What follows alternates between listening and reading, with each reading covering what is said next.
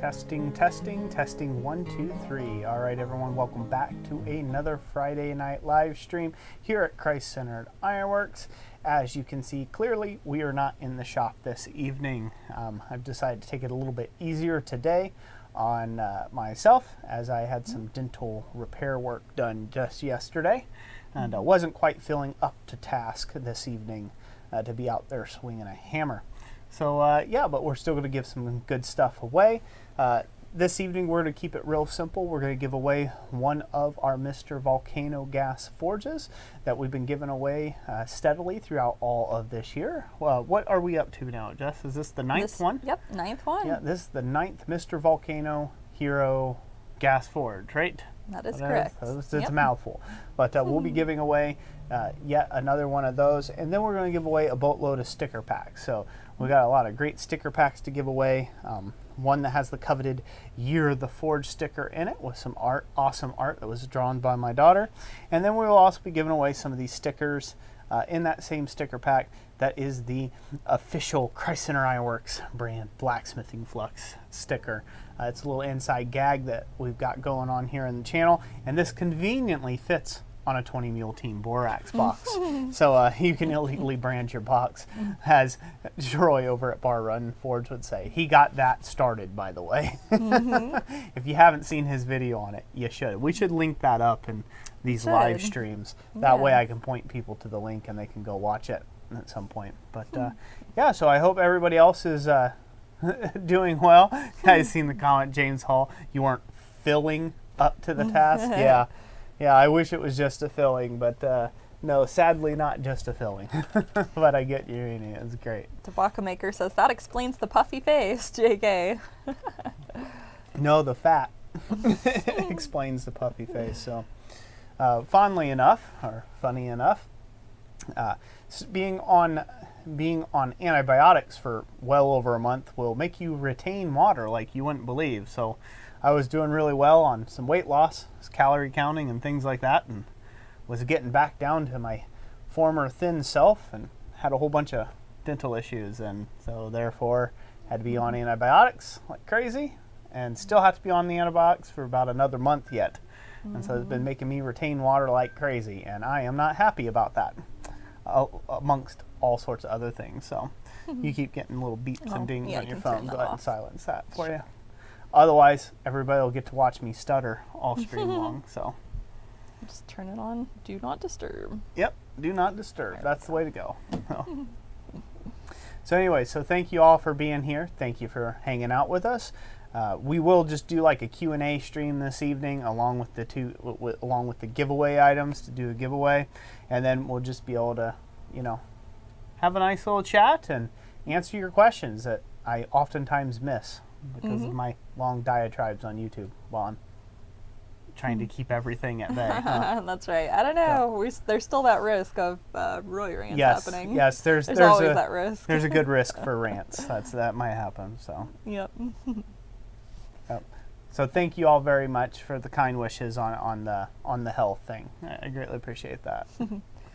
Nuts TT forging will get you back in shape soon. Yeah, there you go. I wish.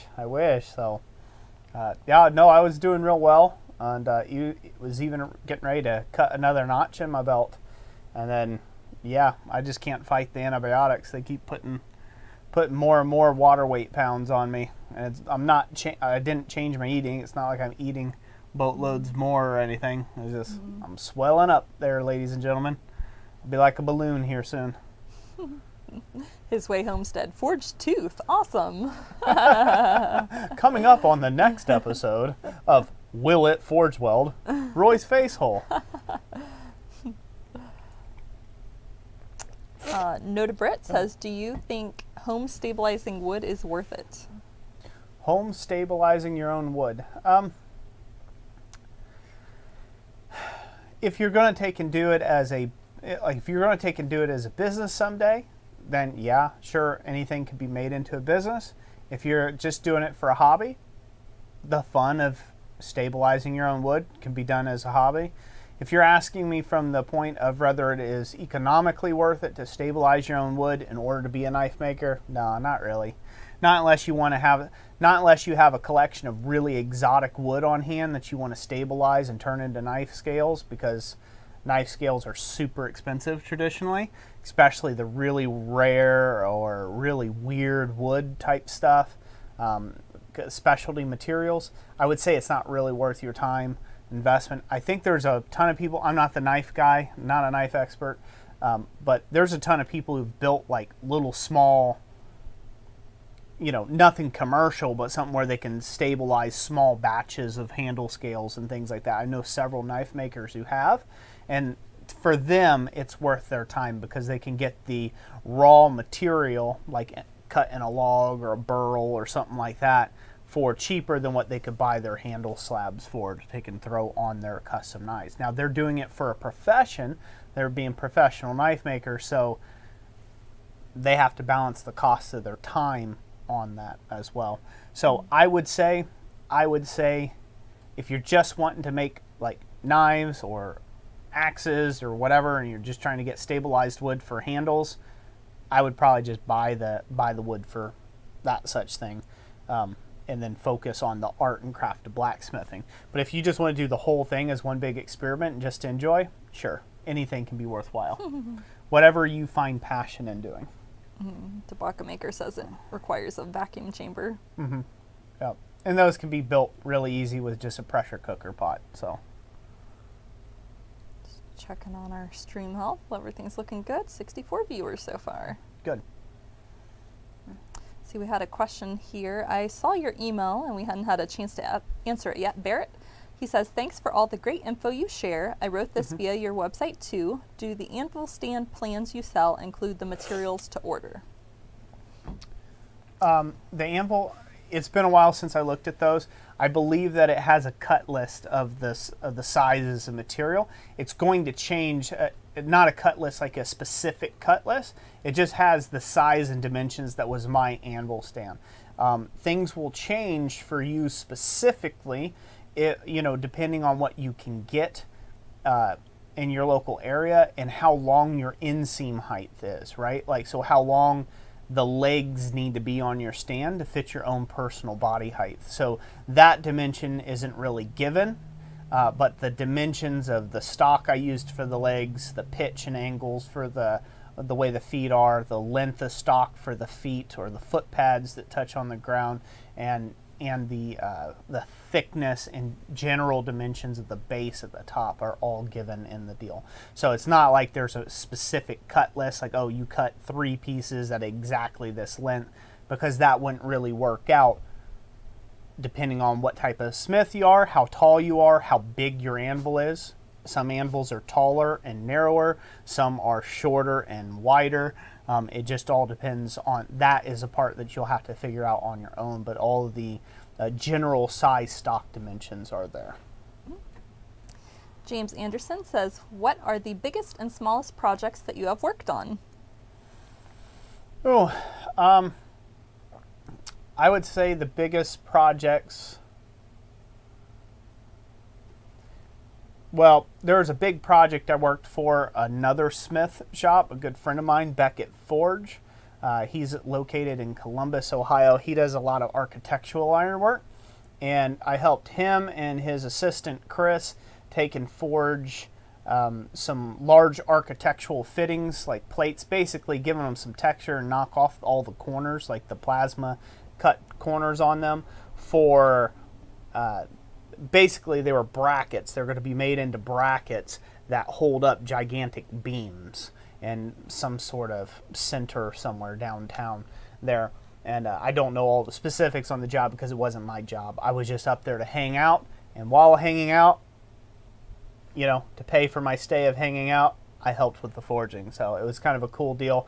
We moved through about a ton of material, like 1 ton of steel, all in 5 hours, 6 hours, of forging. We went through 1 ton of steel, and that was a lot. And each piece had to get heated up, hot, and had to put chamfers on it and straighten it. After you displace the material, have to straighten it and all that business.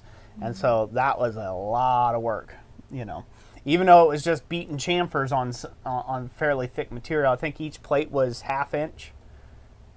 It was either 3/8 or 1/2 inch thick. I can't think now, and probably 12 inches wide and probably at least 2 foot long in dimension.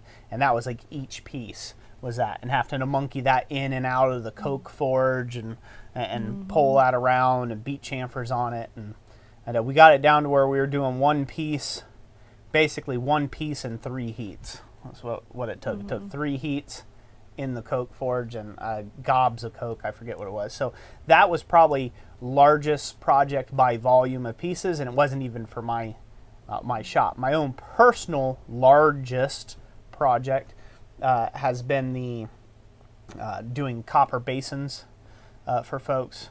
The largest one of those I've done in diameter is 3 feet in diameter, and it was like multi-tier. So there's like a 3 foot diameter one, and then there was one that was like 2 foot in diameter that went in it, and a whole bunch of rings. It was like a water feature that I built, and this has been several years back now. And so that was my largest personal creation, if you will, that I can ring off the top of my head. And then what was that, complex, or what was the second part of the question? I forget. I forget the second part of the question. If it was something like... Oh, the smallest project you've worked on? Oh, the smallest project probably would be making my touch mark stamp. So that's the smallest project. Yeah, that's pretty small. Physically, because I had to like engrave a tiny little cross in it and stuff. You did make a little... You've made small little molniers before. Yeah, I have made some tiny little Thor hammers before, but yeah, that's about it. Nuts TT says, buddy, the affiliate link for forging does not seem to work from the UK. It says product unavailable. By the way, hello from London. Hello.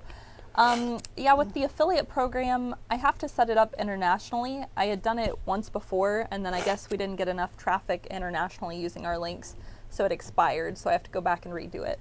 So probably, in your case, you know, the best case, if you're just looking for the Mr. Volcano Forge, just go to your the Amazon website for your country, which is probably amazon.uk or something like that, and just search up the Mr. Volcano. But we appreciate you trying out the affiliate link. Yeah, and wanting to support, and thank you for bringing that to our attention too as well. Let's see, the Broke Blacksmith says, would you recommend building or buying a manual bellows? Building or buying a manual bellows? I'd say buying. So, way I would like to say it is you have to gauge for yourself what exactly do you find fun about the craft of blacksmithing. Is it building the tools and like the whole process? So like you just want to like, hey, I want to be the guy that, you know, makes my own adobe bricks and build my own, you know, shop and then hearth, and I want to put together all of the things from scratch and then make items. If that is what interests you, then that's perfectly fine. But I speak from a perspective of my main interest is in watching material move under hammer and the anvil. So I really like watching material move. I like creating items out of iron and steel. And so therefore for me, everything else is just chaff. It's all just there to get me to that place where I can do forge work, because that's my main interest. It's always good to take and go out and you know, try something new and build something from scratch. But my general interest is in moving material with the hammer and anvil. So for me, that's what excites me most. So that's where I'll say just buy a pair of bellows and get to smithing. But if you want to build a bellows, there's nothing wrong with that. I think that's cool too. There's plenty of videos out there. And I believe Purgatory Ironworks has some videos out there on building a blacksmith bellows. And I believe there's a ton of books as well that have that prints for those as well. So check around on the internet for that. What else, hon? Tim O'Connor, thank you for the $5 super chat. Thank you so much. Shipping cost. Thank you, Tim O'Connor. Greatly appreciate that.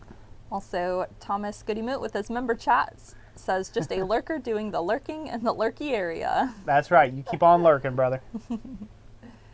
And thank you, Thomas, also $5 super chat. Love helping with all that you do for the community. Thank you, Thomas. Greatly appreciate it, brother.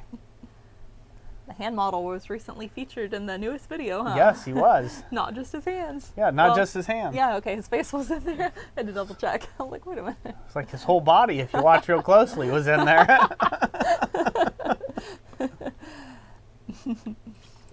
Tim O'Connor used his member chat. It says, member for 16 months of the Bellow Boy. Awesome, Tim O'Connor. Thank you so much for that, by the way.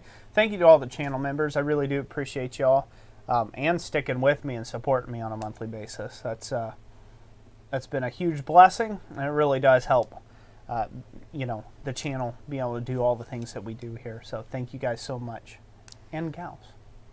Peggy asked, what is the best height for setting up an anvil? Waist height or question mark? So, Peggy, the best height for setting up your anvil is generally accepted as an inseam height. That's kind of, I'll just leave it right there. People will say knuckle height. Well, knuckle height with your shoulders up, knuckle height with your shoulders down, rolling forward, rolling back. You might stand a little bit different. Generally speaking, your inseam height is where you set your anvil height to. That's just been the average. That's like a good baseline starting point. I, however, have mine slightly higher than inseam height. I've just found that even though Olga is a big girl and all, and I got a large anvil, I find myself mainly working on projects personally that are smaller in nature, so they require a lot more finer forging or, a lot more hand-eye coordination and closer up. I need to be a little closer to the subject while I'm whacking on them. And so mine is set a little bit above inseam height. Not a bunch, just a little bit. Probably maybe like an inch above inseam height for me. That inseam height is just a good median range for you to feel, you know what? It feels like the metal's a little too far away from me. Raise it an inch and figure it out from there, right? And like, oh, well, you know what? I just feel like I'm getting a little too high. Lower it, you know what I mean? Maybe inseam height still feels a little high for you. Lower it down a bit more. If you're going to be doing a lot of striking, making top tools and hammers, and you might have a lot of a striker helping you or assisting you, you want it lower than inseam height. So this way you can stack your tooling on top and maximize the striker's swing. But generally speaking, it's inseam height.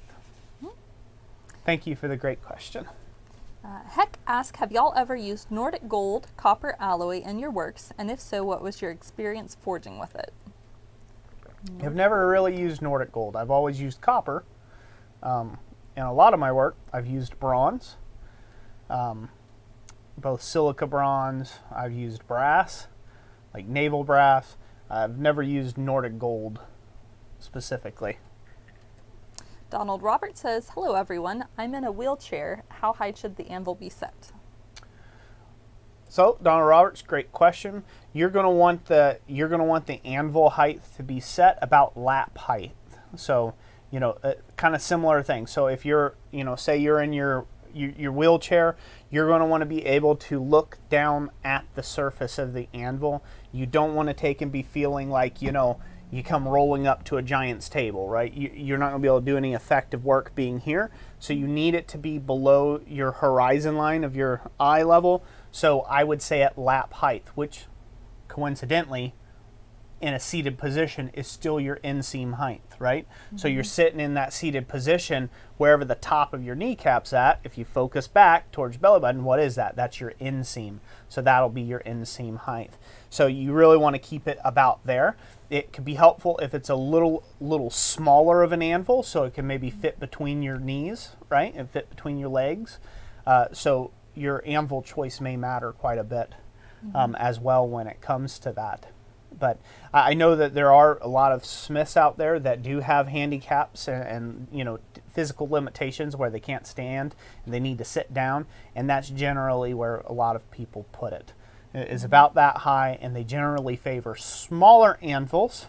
That way they can kind of roll right up to it. They can get up fairly close to their work and keep a very comfortable position. I'm guessing, too, how you mount the anvil would probably be helpful. Like if it was able to mount it on an L-shaped bracket or something. Well, you'd want the anvil on a post. You wouldn't want the anvil on some big base or stand where you would have a lot of trouble, maneuvering around it. That being said, as well, with your hammer handles and your hammer size and length, it would be better for you to have more of like a cutler style hammer and or handle length as well. Because you're being in a seated position, you're not really getting a full swing with your arm. It's more of a punchy, it's kind of like you're lifting the hammer to here and coming down. So it's more of in this elbow direction versus way up here, okay? It would be better to have a cutler hammer, which is, people know those as dog heads hammers now, because it'll put the ergonomics a little bit better back into your favor in a seated position. So you might want to try one of those, and that might make it very comfortable for you to forge. We have a few new members. We have the Helenator as the Blacksmith Shop Help. Welcome. Thank you so much. And the Baroque Blacksmith as the Bellows Boy. Thank you so much. Thank you so much for that support and becoming a channel member. Greatly appreciate you. His Way Homestead said, love the videos with the slow-mo showing the different hand positions on the hammer and how it impacts your arm/shoulder. Yeah, I'm glad that was helpful. Hopefully that'll put that proof in the pudding. That's what I did that video for. So much in blacksmithing, there's so much nuance to everything we do, because what's right for me may not be right for you in the shop. What I've learned to do over the years and decades I've been doing it versus what you learn over your years and decades of be doing it could be completely and worldly different, but we could produce potentially the same results, right? And so then who did it better? Well, I did it better for me, and you did it better for you. So who do you believe then if you weren't either one of those people? And so the best way to do it is with video evidence. And I have the power and the ability to with the new camera now, and I fully intend on doing so. Eventually, I hope to get a real super high-speed camera for some other things that I want to bust, but they're like $4 grand, so it's going to be a long time before Roy can do that. But I will do with what I have and try to take and put to bed some of those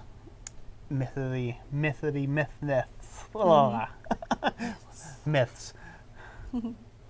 So Chris Kelly says you should get a whiteboard for these video chats. Would love to see you draw a dog hammer. Yeah, dog hammer. I do have a whiteboard over there. I'm expressive.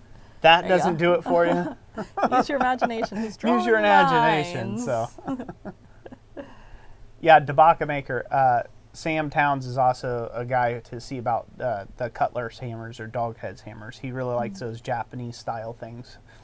So, I also wanted to say, like Chris Kelly had asked, are metal prices coming down? I follow commodities and stocks. I guess they're down, or they are down. Mm-hmm. Okay. Yeah. So, as far as I've seen in my local area, prices have not dropped any. The only thing they've done is they've kind of deadpanned. They've kind of flatlined. They haven't really, they're not dropping. They're just kind of like, oh, we're just waiting for the next big traumatic world event so we can go up higher. Mm-hmm. Part of that is time. It takes time for things to actually translate from the stock market to real life, right? To the real life market. There's a couple, there's a company I won't be doing business with again, except for like, if I'm dire need, yeah. Like I'm on my last given breath and their metal was going to save me. And it's just because they've went back to an attitude of, I don't care. It's, I don't care. It's been my personal experience. I won't be going back with Alro steel. I used to buy some steel from them and up here. And the last time I went and picked up over $2 grand worth of steel, the mentality and the attitude about steel prices was like, oh, well, you don't like the prices now. Well, you better buy it up while it's still this cheap, And it had more of the attitude of like, pshaw, we don't work with you. You wee little whippersnappers down there. If you're not dropping $30K in their hands, they don't care. And unfortunately, they had that mentality about 15 years ago when I first got into many people don't know this, Alro used to not take and do anything non-wholesale. They only worked with big companies. And I mean, you had to buy tonnage, and I'm talking tons. So if you didn't buy anything in the amount of tons, they wouldn't even look at you. They wouldn't even answer your phone call. And so they used to go like that. That basically burn them is what it did. It flew in their face. Then their stock prices dipped like crazy with the last recession that we had. And then all of a sudden, oh, we just love individual creators and your home hobbyists and fabricating world. And now they've went back to that mentality that they previously had. That, you know, oh, we make so much money, we can just kind of, you know, squat on the little guy. So, Alro, if you're watching this, that's a bad attitude, and you lost a really well-to-do customer. So possibly for life. So now I actually have been going to another scrap. I've been going to a different place, and for anybody who's in Michigan, I've been going to GNR Steel, Iron and Steel. Guys have cut me a pretty fair price. It's not like I get any great prices or, you know, fall off the truck specials, but they have held their prices pretty low, trying to help out the little guy. And considerably less than Alro's pricing too. Yeah, try by like a third the cost of what Alro would charge me. So, yeah, so I've been going through there. That wasn't the question. This is a little Roy rant here, but and yeah, thank you to the members of the MABA Facebook group for recommending GNR. Yep, thank you, members of the MABA Facebook group, for recommending that. Because yeah, great guys over there. I still have to drive. I have to drive 3 hours and 45 minutes to get over to Grand Rapids and then come all the way back north with it. So it's still a long day's drive to go get steel. But I will do that until the day I'm dead over going to Alro. Again, that's only 38 minutes away. So. Josh of All Trades says, didn't know you were in Michigan. I grew up there.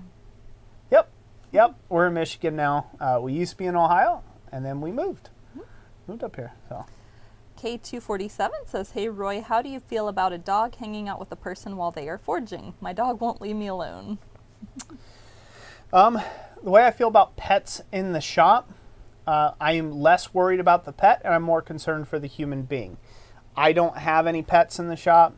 You know, we had Milk Dud come around occasionally. You know, but he knows well enough to stay away from any of the hammer work or any craziness going on. When it comes to having your own personal pet in the shop, they have to learn like anybody else in the shop. Things are hot.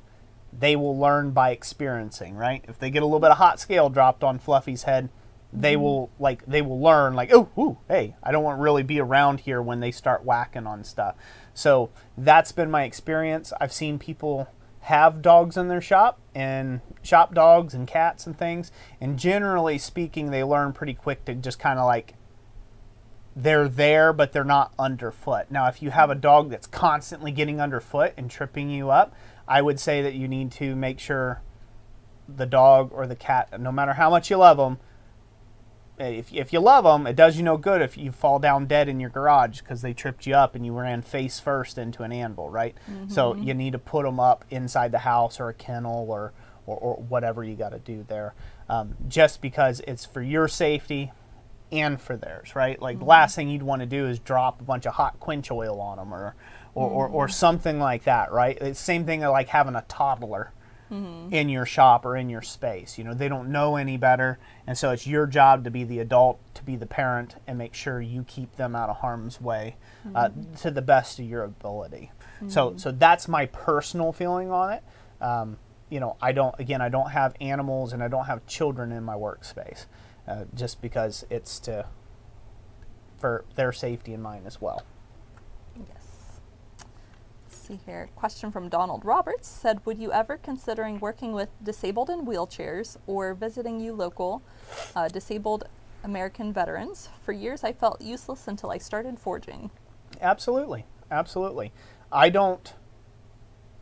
can basically set up anything to adjust for someone's personal disabilities. So that's never an issue with me. If I got to modify some equipment real quick, you know, if you wanted to come take a class with me or something like that, And, if I'm in a place, if you take a class at a school somewhere, they may not have the ability for it to be handicap accessible. But since it's my own shop, I can make whatever adjustment is necessary so you can learn in a safe and fun way. So, I have no problems with that at all. And I'm so glad that you're hammering, and that it brings you that kind of joy and, that feeling. And because it does it for so many people. Just smithing hot steel. It's a great way of working through life's issues, at least I have found. So it's been over the years we've had people with different sorts of disabilities actually come out, and so that's been it's more versatile than some would think. Right off the bat. And I've had people ask this question. It goes along the same vein. How young is too young? How old is too old? And really it comes down to just working within sensibility, right? Too young, they're not going to be able to lift up a hammer and actually really do anything. If they're too young, they're just happy to be whacking on something anyhow. Put them to cold work, right? And it's safe and they can smack around. The worst they're going to do is smash a thumb or a finger. And they'll learn real quick not to smash a thumb or a finger anymore, right? So as long as they're suited for the work or they can do whatever work. I wouldn't trust a 7-year-old kid to strike for me, right? I just wouldn't do that. I'm not going to put a 12-pound sledge. I don't care if it's a big 7-year-old. I'm not going to put a 12-pound sledgehammer and let in a 7-year-old's hand and go whacking at Olga's surface. It's just not going to happen for me. But the same way on the opposite end of the spectrum. Some people feel, well, I'm just too old to get into it. You're not. You just need to know your own personal limitations and then go about forging. You can forge all sorts of stuff. Nothing says you have to get in there and start smithing anvils right out the gate, right? And I'm just going to forge 80 pounds of steel today. Maybe pace yourself. You know what I mean? You just get into it. There's a lot of older gentlemen and older ladies that get into this craft and they make small stuff. They make small things that are suited to not only their energy and stamina level, but their own creative eye and fancy, and stuff they enjoy doing. So don't let your physical limitations hold you back from this great craft. Chuck Bryant says, are you still going to work on the Harbor Freight anvil? I bought one, and when I got home I saw your video and returned it and bought the Achaio instead. So, Chuck Bryant, I've actually got several videos coming out on that. I've got a video coming out on how well the hard-surfaced Harbor Freight anvil has held up. I still have that anvil. We still use it 3-4 times a week. So, it's actually in the shop. So, and this isn't a professional shop. We mainly use it to take and bust slag or dross off of the CNC table slats. So we use it mainly for that, and it takes a beating when we do that. And it's holding up really, really well. Spoiler alert. Just watch the video when it comes out. But yeah, so we will I will continue to use that in the shop. Jessica uses it for pounding on with jewelry. We let the kids pound on it all the time, making different projects. And so still going to use it as well. I wouldn't recommend if you're looking for an anvil to buy and get started out with. If you have the money, I would recommend you to just go with an Achaio anvil as a good baseline starter anvil. If you don't have crazy cash to buy one of the more nicer anvils out there, like a Holland anvil or a Peddinghaus or any of the other ones that you've heard about, the large names.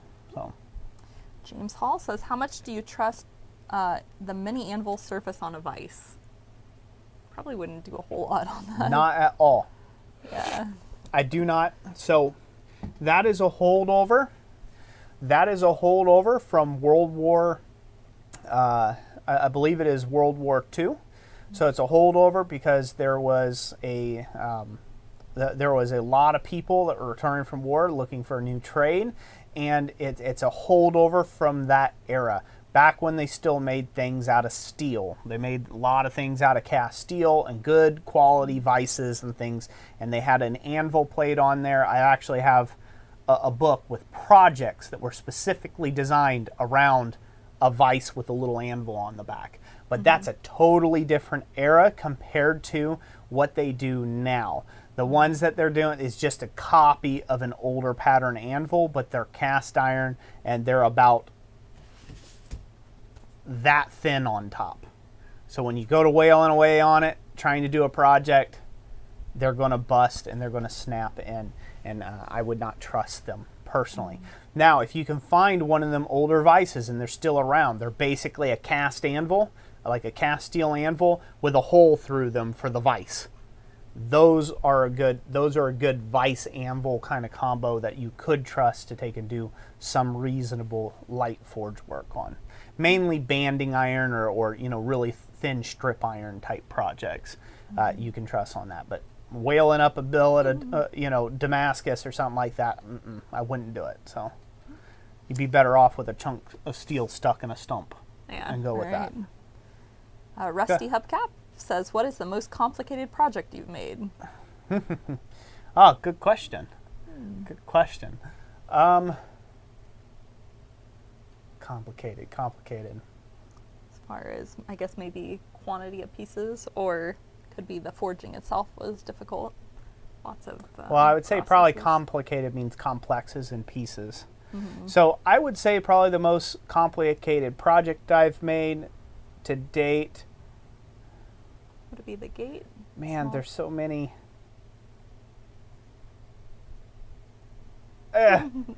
Difficult. Let's see here. So I have made a decorative hacksaw. I've made a filer's vise. I've made a bench vise, basically like a little leg vise, a smaller leg vise. Those were all fairly complicated to make. I would have to say probably one of the most recent things was my Tom Latney,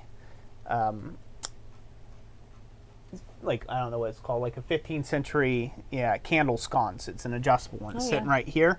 That is probably the most involved as far as multitude of pieces that are all hand forged and forged to finish. That I would say that's probably the most complicated. So you can probably take it off the wall.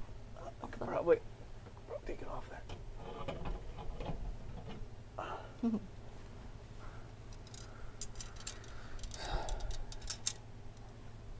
Well, it's either that or my.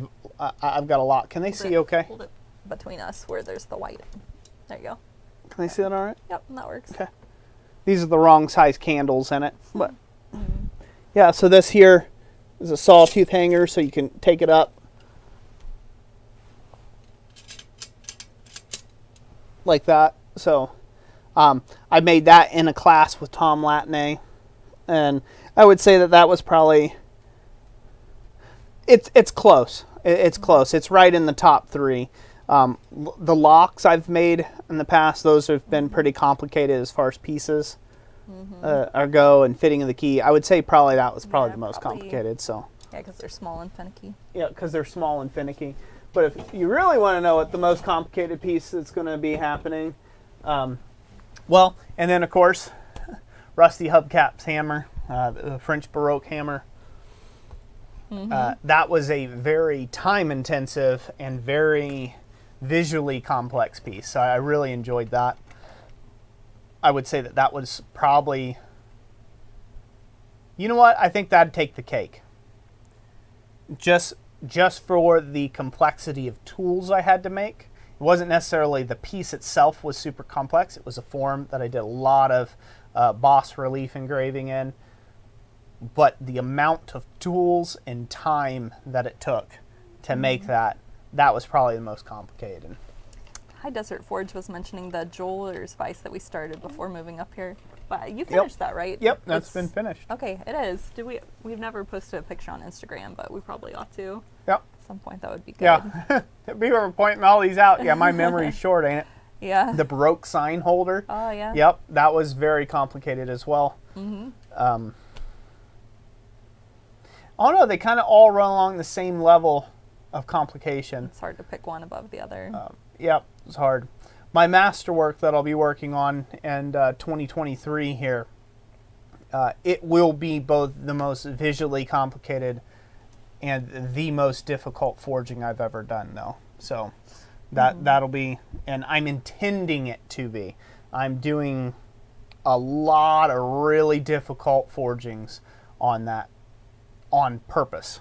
So I am purposely trying to go all out to learn new things, and one, to learn, right, to get feedback from the anvil of maybe some of the areas I need to improve myself, but also I'm trying to push the envelope of what can be done and really work that hasn't been done in about 500 years or so. So that is what I'm trying to push for and go for that scale, because ultimately that's where I would love my whole business to roll off into, is find some wealthy sheik somewhere that needs that kind of work, period, right? And then deck out his palace. Then I can just have YouTube for fun, like take everybody on the road with me, one of those type deals. But Jeremiah says, what do you mean by masterwork? So, Jeremiah, what do I mean by masterwork? So, man, don't have the book here close. Oh, it's you want me to grab it's it? in the cabinet. Yeah. Sure. Could you get that? Sure can. Thank you, babe. I can do it without dropping stuff. We will answer that question in just a second. It's best illustrated if I can. So here's a guy that I draw a lot of inspiration from. In his work, he's a little less known of a blacksmith amongst more modern smiths now, but his name is Cyril Kolnick. They can see that fine, right? Mm-hmm. Yep. Yeah. And they call him the Man of Iron or whatever. It's just the title on the book. And I'm really impressed with his work on a lot of different levels. But what I mean by masterwork, I'll get into this here. Let's see here. Let me find it. Christian, glad to hear that your kids like watching our videos with you. Yeah, thank you for being here. I'm glad you're liking it. So, trying to, here. Lance, yep, the CNC table is running well. Yeah, the software can be tricky. All of our files have been drawn up in Fusion 360. Okay, so very similar to this. This won't be my design, but I'm going to read you an excerpt from this, okay? Because this used to be a very common thing that that the smithing industry had, right? They had standards. They had certain amount that you had to take and showcase. You had to showcase a certain amount of skill in order to move on to that next stage in your journey, because it was a trade, right? It was a trade just like pipe fitting is a trade, right? You have to get certain certifications in order to weld or mess with certain type of pipe in certain situations, right? Well, the same thing was true and applicable in blacksmithing, okay? And it faded out over, say, the 19th century. It basically faded out, into the 20th century. Those standards kind of went out the window for anybody here in the United States. We never really had a strong foundation in that to begin with. That was all mostly European. So I'll just read you here, just an excerpt here. The masterpiece. This large, elaborate grill was metalworker Cyril Kolnick's masterpiece. It showcased his mastery of the metalworking techniques. An apprentice was required to demonstrate in order to be elevated to the rank of master craftsman.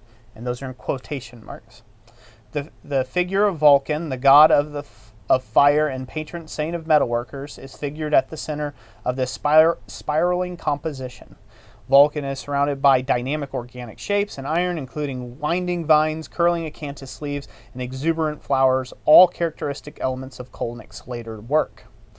Kolnick completed this work at the age of 22. Wow, that's really young. The age of 22. Let that sink in for a second. While a student at the Industrial Art School in Munich. His skillful work in Munich secured him a position as an assistant for the German metalwork exhibition at the 1893 World Columbian Exposition in Chicago, like the World's Fair, where he won recognition for the masterpiece and the iron repoussé escutcheon plate that he did. So the total thing is 48 inches high, 35 inches wide, and 7.5 inches deep at its widest point. But I'll go ahead and showcase this off to you just on here. So this was a grill sample that he had made. Can they see that okay? Is that looking in focus and everything? It's in focus. Can see it? So this is what he had made to showcase that he had mastered all, and I do mean all, of the principal fundamentals and the metal, and he understood the course material and was able to take on work of this detail and be able to instruct others. So he did all that at the age of 22. Obviously, I'm a lot older then, but he would, if you read about his story, he actually apprenticed from when he was a young boy until 22. So he had already banked like nearly 19 years. Like he'd been at it a long time, right? Like so he, not 19 years, but he like like sorry, not since 3. He was a young boy. He had a lot of years, is what I'm trying to say. At 12. Yeah. He had like a decade into it at that point of study under different smiths, right? And so that's what I mean by a master work, or a masterpiece, if you will. It is an exhibition of the skills that I have acquired and I have attained across 15 years, nearly 15 years now, of doing this craft. That'll lead us into that that other weird that weird gray zone. Here in America, we don't like the word anymore. It's not cool or couthful to talk about someone being a master or masters. We don't like titles, right? We just like to, let's just do whatever feels good, that kind of thing. And for me, I've never been about that. I like being goal-oriented. I like there to be a horizon, a level that I can obtain to, and that I can, not necessarily that I can lord it over other people, but just to say that I achieved something with my time and my effort, because I feel like my time and effort on this earth is very precious to me. So why just do something, that's super sweaty and hard all the time, when I could just be sitting on the couch thumbing it up on some video games, right? Like, they're both a waste of time unless you're trying to achieve something. You're trying to say something with the ironwork. And that's what I'm trying to do. I want to take and say something with the ironwork.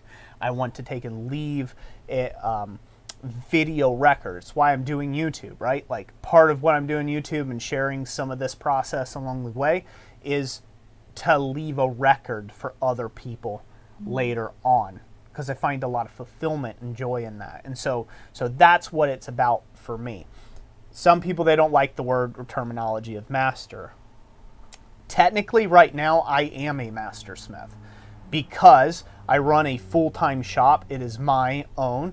All the design work, all the quote work, all the bills of materials, all the engineering that goes into any project we undertake here is all of my own. So technically, by European standards, I would be a master in this case, but maybe not technically in the way of knowing all of the mastering all the various elements, right, of the craft. So if I was still under the old thing, I might be a journeyman. I might not even be considered a master smith, because you as a journeyman smith, you didn't have your own forge. Yeah. You didn't have your own forge. You didn't get that recognition until someone said that you had that recognition, that your work was good enough for them to allow you to work on, like, I don't know, 500-year-old castle, right? Like, and touch that very old historical ironwork. It really matters, right? It really matters that you know what you're doing. You're not just a bozo with a hammer and an arc welder, right? So they had a set list of standards. Here in America, we never had that set list of standards, and so people get all cringy when people talk about being a master at this or that or whatever. So generally, it's spoken under breath now. It's kind of like you all have to say, Roy's a master at that, right? And then there's other people in the blacksmithing group that have to say, oh yeah, he's a real master at this craft, in order for you to even, be able to say that. Otherwise, it's seen as, what do they call it? It's not facetious. Is it facetious? Yeah. Arrogant and facetious if you call yourself flagrant. It's flagrant if you call yourself a master smith. Dave, welcome as a new member, Bozos. joining as the Bellows Boy. Thank you so much. Britting Hammer Forge, Bozo's Bootleg Forge. Yeah, making bootleg ironwork. So.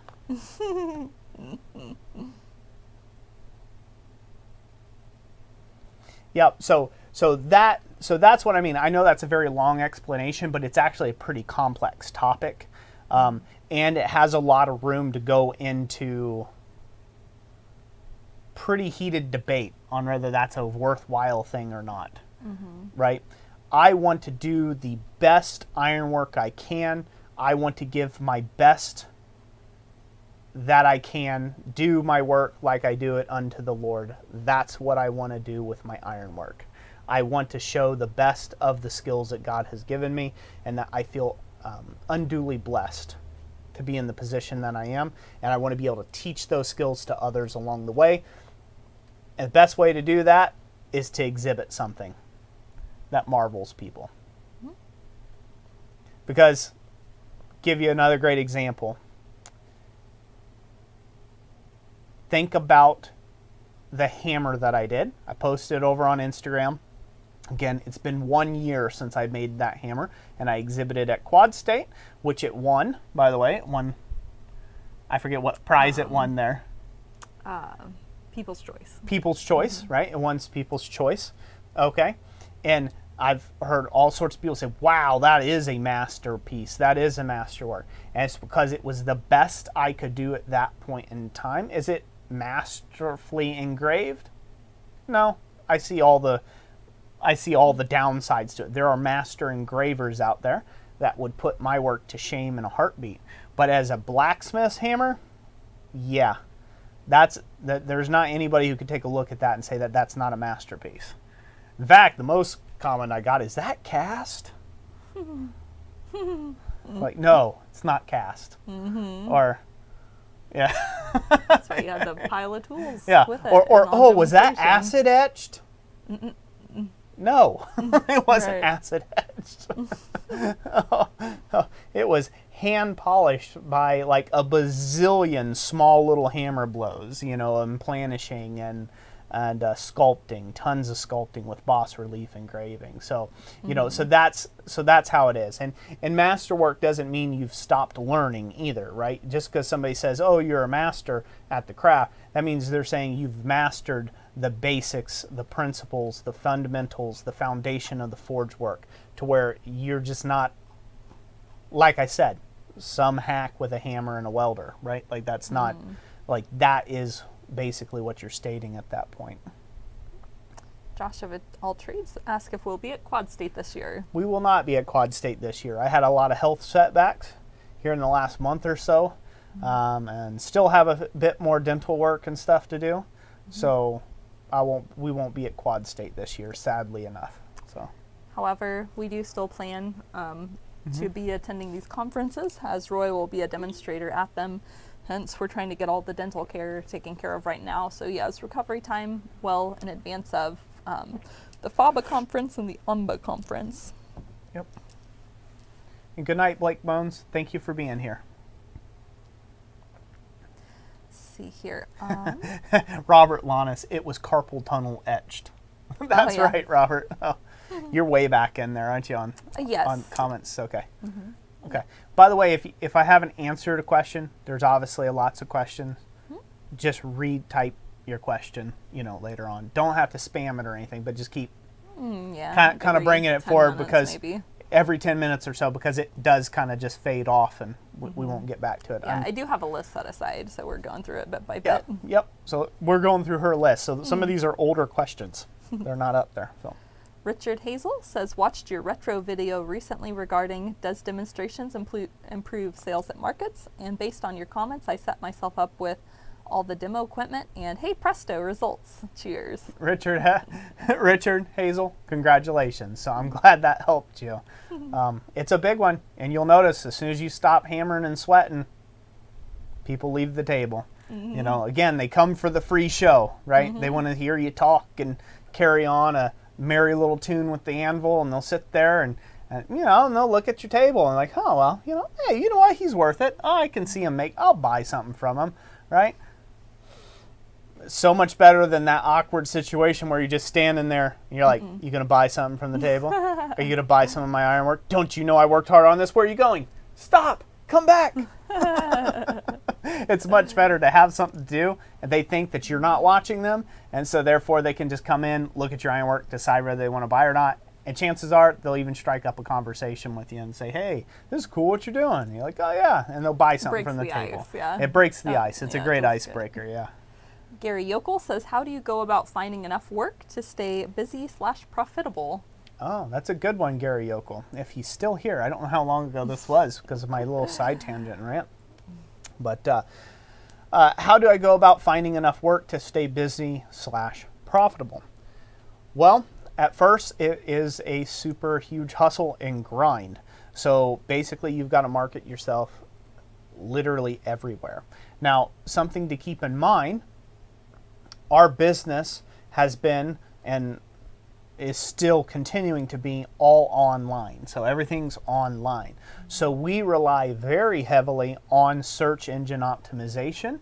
We rely very heavily, and that's SEO. So if you're ever wondering what that abbreviated jargon is for that, it's SEO, search engine optimization.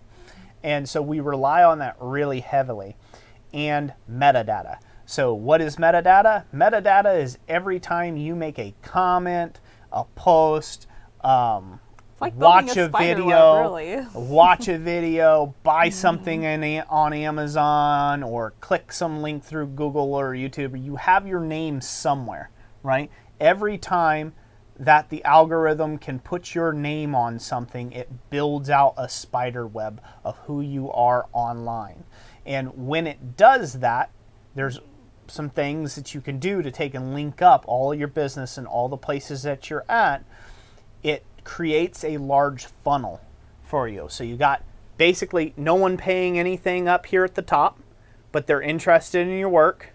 And slowly this sales funnel gets closer and closer and closer and closer, and you hone in on the people who actually care about your product, and then your profits widen out at the bottom or at the top, should be stacking up if you've got a big enough funnel at the top. So it's all about marketing and getting yourself out there. The glorious thing about being online, it never sleeps. We have sold my ironwork all over the world. There's every continent has had a piece of my iron on it except for Antarctica. So that's it, right? And that's pretty crazy, and I'm not trying to brag, but I'm just saying that that's how the internet works, if you will, right? It's all interconnected. And so if you have an Etsy store, if you have your own store, and if you have an Amazon account, and then you have a blog that you make, and you have a YouTube channel that you post occasional little tutorials or maybe little clips of something beautiful that you've made, and you have a Facebook account, and you have all these other little things, those are all metadata points that lead and funnel people into your sales funnel that you can then end up having income after all. Now that's on the online side of things.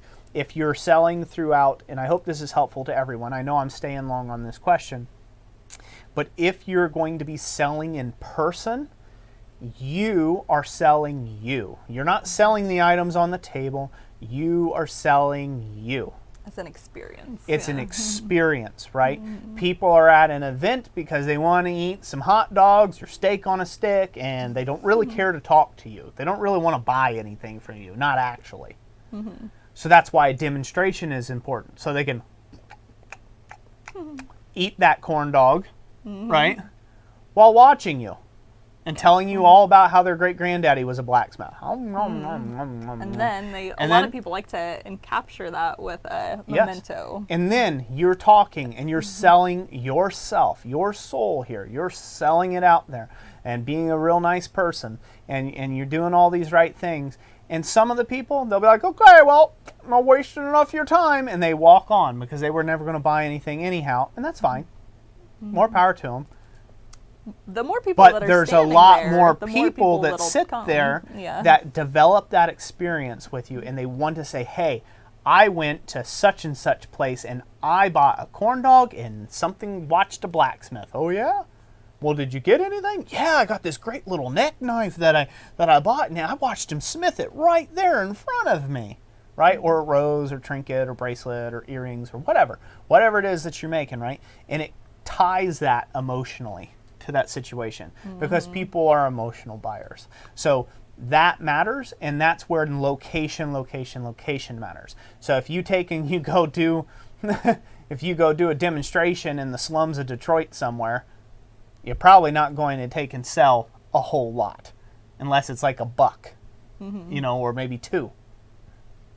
Just the way it is. Versus if you go do a demonstration in the Hamptons, right? You might be underpriced for your stuff. And so that's how you have to look at getting work. I suggest online. We're living in a time right now where if you're not taking advantage of having an online business and having all those metadata fronts, you're leaving income on the table. And it's very hard to take and make that full-time income. It really is. So you can make your income however, but everybody has a gimmick. Everybody has a shtick at it, right? Some people like it. I've had people literally spit at the ground because they seen the name was Christ-Centered Ironworks, like right in front of my table, and hiss. And I was like, "Thank you, Satan. You're welcome, Beelzebub. Come on over." And it always freaks them out. They run away. It's like, "Oh, that guy's an axe murderer. He's gonna get me," or something. And then I've had people who were straight drawn to us from that name too, right? From the Christ-Centered Ironworks. Again, Christ-Centered Ironworks was never out there for the people. That wasn't what I was out there for. I'm not trying to convert somebody or not convert somebody. I've been through my story many times, my testimony on that, of why I named my company the way I did. But just the name of your forge is what I'm getting at could matter, right? Yep. It could matter. So if you name your forge, Bubba Earl's third cousin in Smithy, you're probably not going to go to the Hamptons and sell a lot of ironwork. They're not looking for that, right? The name can matter as much as well, right? So how you market yourself, because you are selling yourself. They're connecting with you on an emotional level when you're in person. When you're online, it's up to you to cultivate an online experience for somebody who's coming into your shop. Think Hobby Lobby. When in doubt, copy Hobby Lobby. If you don't have a Hobby Lobby, it's whatever other store smells like cinnamon and nutmeg. Copy that experience for people, but on the online realm. Just is. It's true. And you won't go without work. You won't go without work. Hector asked if we paid for SEO help. Actually, I did the research myself. I am very... I like reading a lot, and I did some of it online, some from books, and I just did the research myself. And so, we started off with our Etsy listings, and then we built our own website, and I just continued learning more and more about it. But I actually made a resource for other blacksmiths called the Blacksmith Cheat Sheet. I published this as an ebook several years ago, and it is 50 hand-forged items that can be made in a small to medium-sized shop, geared towards beginner to intermediate skill levels, where I give you a suggested price range, I give you a description of the item, I give you also it comes with a Word document as well that has all of the tags for that type of item. So for example, a bottle opener, right? I would tell you some variations you could do of a bottle opener, a suggested price, and then all of the tags that would be relevant towards having an online listing. So This is 50 different items. There's going to be multiple items on there that anybody could forge. And it really is a huge time saver, especially if you're not real big into delving into that super deep yourself. And now let me share with you what Jessica just did right there. All honest and intention. We made that ebook to take and help folks, right? To see what SEO looks like, right? That is a paid thing, okay? That's all well and fine. Doesn't really matter. But if you go and you click on that link, and you come from Christ-Centered Ironworks on YouTube, and you get traffic over at our website, they don't differentiate traffic at our website. That's traffic at our website. So Google looks at, hey, this website is popular. Hey, this website is being visited by people. Hey, we might be able to make a sale here. Google is interested in making sales off of you and your traffic and your internet activity. We aren't. We don't really care. What happens though is that one point of metadata here, her talking about the website, dropping the link, is now linked up to our website, which you will then, some of you, whoever finds this in the future might be interested, watch it all the way through. Gonna jump over there. You don't look at, you don't have to buy anything. No one's holding a gun at your back or anything, right? Like you're just looking at it like, it's not really for me. And then you go watch some Blacksmith videos, maybe watch some more of our Blacksmith videos. What you've done is you just created that holy trinity of clicking through stuff. And YouTube says, hey, they went from this stream to that website to watching a Mr. Beast video on YouTube where we sold them an ad. Well, we're just going to boost that website up in the search engines a bit. They're not going to be on back page 19 billion and a half. No, they're going to be up a lot higher. They're going to be up towards the front of those web search engines. So a couple people, I'll just say this. I know several Smiths who've tried Etsy and said, it just doesn't work. And I hate to tell you, it does, because Etsy spends billions of dollars on ad spend every year. You don't. You don't spend billions of dollars marketing your forge to the top of search engines for ironwork. Etsy does. Why not have an Etsy shop? Well, they take too much in fees. They spend billions of dollars making sure their listings come up first. Their fees are in still, search engines. They're less than the 40% an art gallery will charge you. Exactly. They're not anywhere close to that. In the foot traffic of an art gallery, people know they're going to have to walk into an art gallery and they're going to have to take a look at some person with a nose ring tell them how they should buy some $10,000 piece of art in here, right? And have a tag along. Okay? People don't do that. People who are true art aficionados will, but most people off the street have no interest in walking into a place that they know that they're going to get sold to. But you don't think nothing about whipping out the old smartphone, do you? And scrolling around. Right? But guess what? You're still being marketed to. So it is worth you having an Etsy store. It's worth you having an eBay store. It's worth you having an Amazon store. It's worth you having all these other places and stores and marketing your ironwork. And again, you're casting that larger net. You're creating those links, those interconnected links, right? In bridges, and then YouTube, Google, well, just call it Google, does the rest for you. And then that's how you get your sales come through. So I answered that question at length. I hope that will be helpful to somebody out there. Yeah, there had been a couple of questions kind of business related. That's why I threw it out there. His Way Homestead Pumpkin Spice Forge. Pumpkin spice. There you go. That would be good. I'd be like, gotta burn some aromatics. I could use some pumpkin spice. And you just throw a little bit on the forge, get it. Gotta make some of those little pumpkin make it aroma, holders. and set the mood, fun. Man. Set the mood. Especially this time of year. Mood is huge. Jesse Dunn and Glenn Howard were both asking about how we got into metalworking or forging specifically. So I got into doing forging specifically because I always wanted to since I was a kid. Went to a historical village with Jessica when I was married. I'm giving you a very abbreviated version so we can answer a bunch more questions. And basically, talked about it nonstop for about a month. And she got tired of hearing that. She found me a forge and an anvil. That didn't help. Getting tired of hearing you talk about it. No, it didn't help. It never ended. That backfired on her real bad. Real bad. So anyways, she found a forge. And then I got a Harbor Freight anvil, and I was beating stuff in our living room for a little while. And then she said, "You got to get out of here." And then I built my shop. Outside. And it's been a hobby and a passion of mine ever since. So. That red candle is pretty crooked. Yep. Oh, is that from? Yeah, it's a little crooked. You need a different candle in there. Yeah. James Hall. Bothering people's OCD. Yeah. James Hall says, "What is a metal you haven't forged that you would like to?" Is it silica bronze? Gold. Gold. I would like to forge pure gold. Yep. Oh, man. Once in my life. gonna Once say, in my life, what is the I would price love per to ounce take on and that? forge pure gold. 24 karat, Are we full talking- stop. No 14K, none of this 18K stuff. That stuff's for peasants. I want to talk about 24 karat, Are okay? we talking like an ounce here? Because make something with an ounce of gold. Only the best for the best. Like a little tink tink hammer.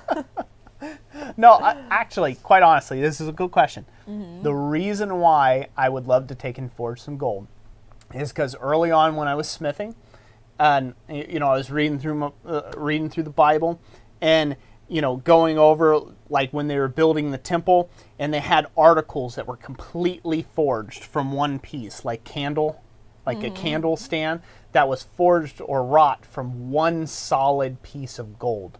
And to me, I would love to be able to do that challenge. And I think gold is literally the only material where you could actually do that Yeah. to any So, great degree. So, yep. So, solid gold candelabra made from pure 24 karat gold. Brittany Hammer Ford says, put your application in with the Lord. Yeah, come on, God. the gold. Send the gold. Yeah, Frank Strock, a 24 karat S hook. That's right. That's probably all you'd be able to afford. Me personally. Get a hold of Dan Hurd for some fresh gold. Dan Hurd for some fresh gold. Hey, they want to donate to the channel, you know what I mean? Help out. Let's collab. Jeremiah. Oh yeah, 5-pound block of gold and make the golden blacksmith hammer. I'll do it. Who wants to buy 5 pounds of gold for Roy? I'll do it. Like tomorrow. The bling forge. Tomorrow. I'll auction it off, but then I get to keep all of the filings. I get to keep all the hammer slug that came out the center. I'll have to do some real deep relief carving too as well. So I get to keep all those. It's gonna be like a hollow shell by the end of it. They're going to send me solid 5 pounds. Yeah. I'll beat a flat sheet and I'll fabricate it. So it'll be hollow in the center. Right.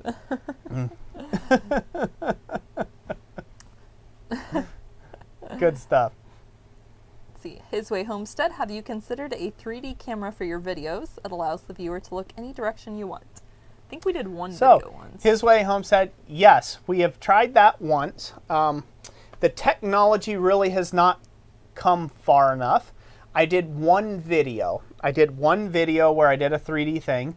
I was allowed to borrow Yamez's at Island Metal Forge's 3D camera that he had.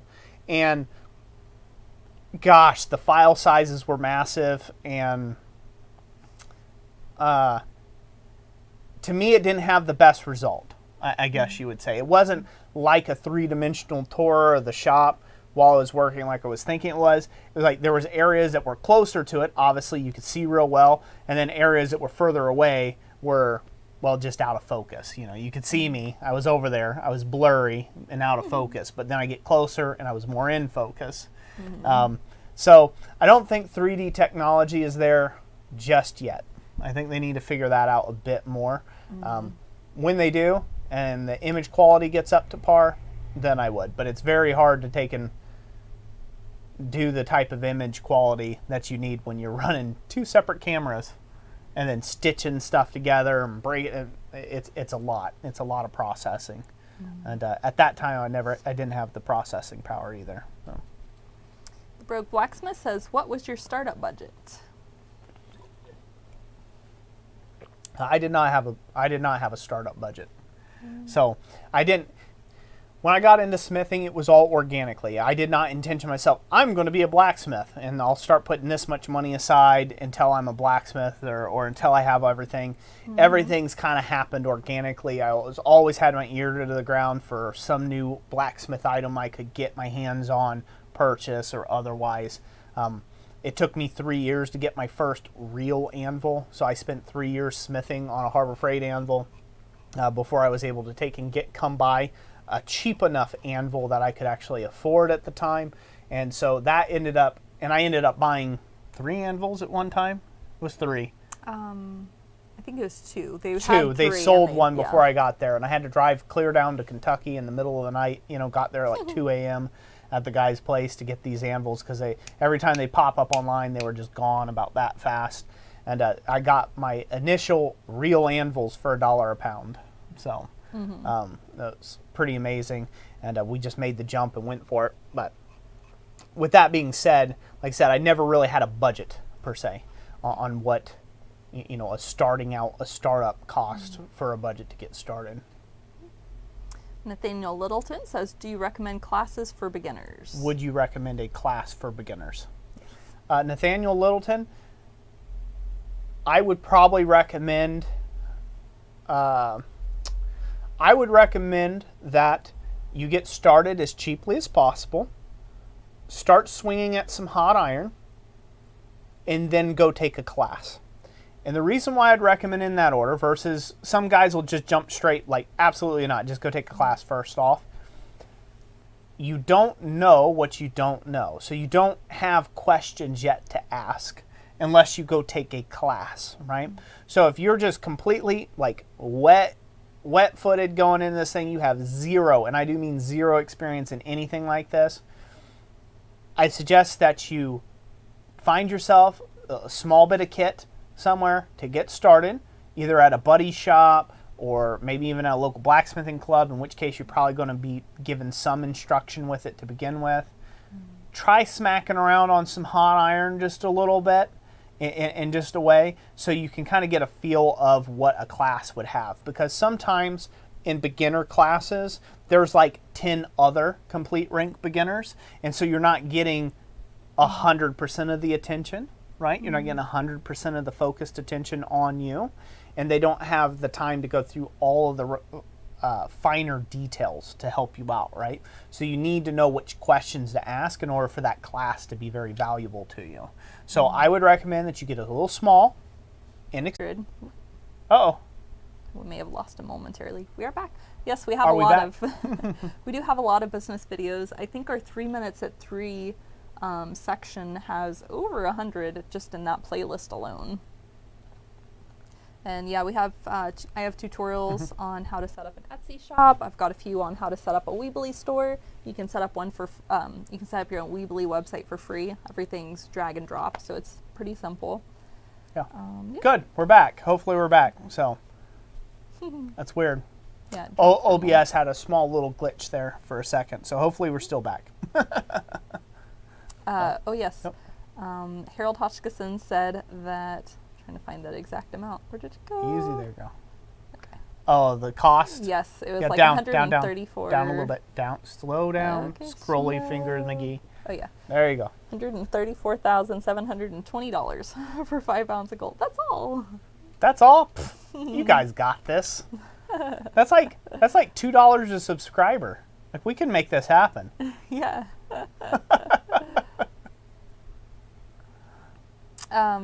Mayonnaise Jello, yeah, Weebly was just purchased by Square. Square is a credit card processing company, and I think they do some other things as well. But yeah, it's basically a website builder. Yep. Travis Roby, when are you doing a class at SOFA? Oh, I'm sorry. I was reading His Ways Homestead's comment. I really need a Forge Roy. Wink, wink. How long have we been streaming? We have not given anything away yet. Oh, an hour and a half. We've made them wait. We have. Oh, well. You guys have waited all month. You can wait a little longer. See, Travis says, when are you going to do a class at SOFA? Travis, as soon as I'm invited to SOFA to do a class. So I used to be a local boy there. Used to do all sorts of things at SOFA. Impromptu demonstrations and things like that. But I moved away to the land up north and must have made one of them angry. They're like, be gone with you. Haven't heard no hide, no hair. But no, in all seriousness, I basically only do classes whenever I'm invited to a place to take and do classes. So I don't really reach out for places to go teach or demonstrate. My plate and schedule's already full. I usually have more places to demonstrate and teach at or want me to demonstrate and to teach at than what I have time to do.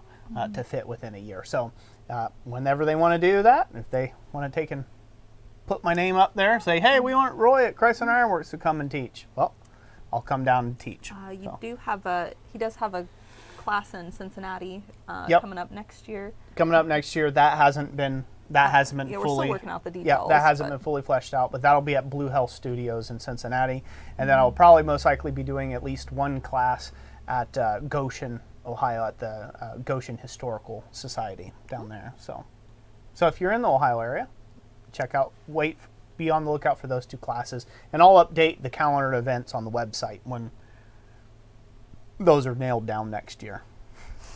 Thomas getting me for the gold. Thank you, Thomas.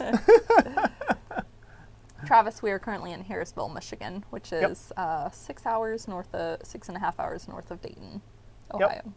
It's a small, pretty drive. 6.5 hours ain't that bad. Let's see. Someone asked, I didn't get their name copied, your preferred place to get... Heck, thank you for the $2. We need to make one of those charts where you fill it in, like, oh, we're this close. Yeah. Let's see. Someone asked, what is good scrap metal to get for forging? Well, they asked... Oh, they have a scrap metal place. Basically, any type of scrap steel. If you're just getting started at it, which I'm assuming you may be, don't buy alloys, weird alloys and things like that. Stray away from that when you're just beginning. Look for your general mild steels. Those will be your plain steels. You can ask the scrapyard, where is their mild steel section, or their structural steels. And that's what I would stick with as a blacksmith to start out. So, Shane Turner. Heath Miller, thank you for the $5. $2.50 for the gold and $2.50 for the kilt. $2.50 for the gold and $2.50 for the kilt fund, huh? Yeah. Neither fund is getting very close. But thank you. Thank you for it nonetheless. So it's closer than zero. Shane Turner says, what is your preferred wood type for hammers? Your hammers. Hickory. Just because I don't really have a preferred wood type necessarily. I've always used hickory hammer handles. They hold up, and that's what I've always used, and that's what I'll probably continue to use in the future. I do like, for my decorative hammers, I like going with some really exotic woods and things like that, but hickory, you just can't beat a good old-fashioned hickory handle. Yep. Patrick Gilbreth, what size anvil should a beginner start off with? Any size you can get your hand on, reasonably so. Generally, it used to be the accepted that a good medium-size anvil to work on was between 100 and 150 pounds is considered a good general-purpose anvil. Anything smaller than that is considered a demonstration anvil, or more towards the jewelry aspect of the craft, or clock making, or locks or things like that, where you need smaller surfaces to work off of.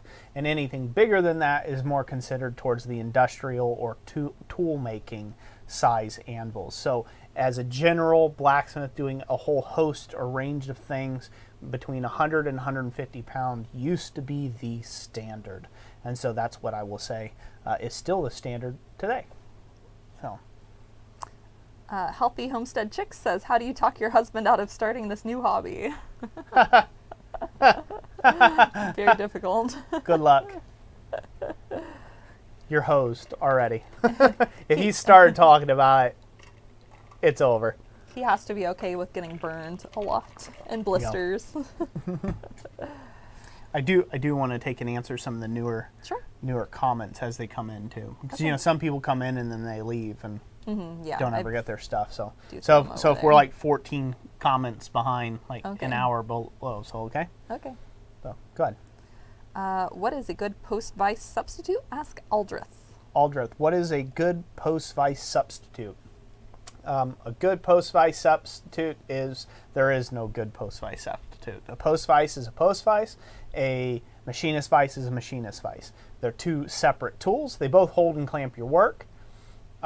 If you have a large machinist vice, you can generally get by with a large machinist vise for any of your clamping, holding, twisting needs. But when it comes to upsetting or pounding things, a post vise is the only way to go. Because again, they're two separate tools. A post or a leg vise was meant to be hammered upon on top for upsetting things, and to provide a lot of rigidity and support in that, and to take and transfer the kinetic energy of the hammer.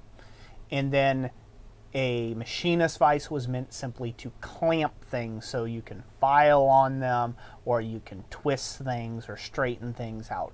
That's the two different style vices. So. Parker Chung says, what do you recommend looking into or learning first for getting into smithing?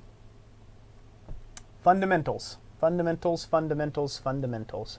Please watch my fundamental playlist series here on YouTube. That is what I would recommend first and foremost.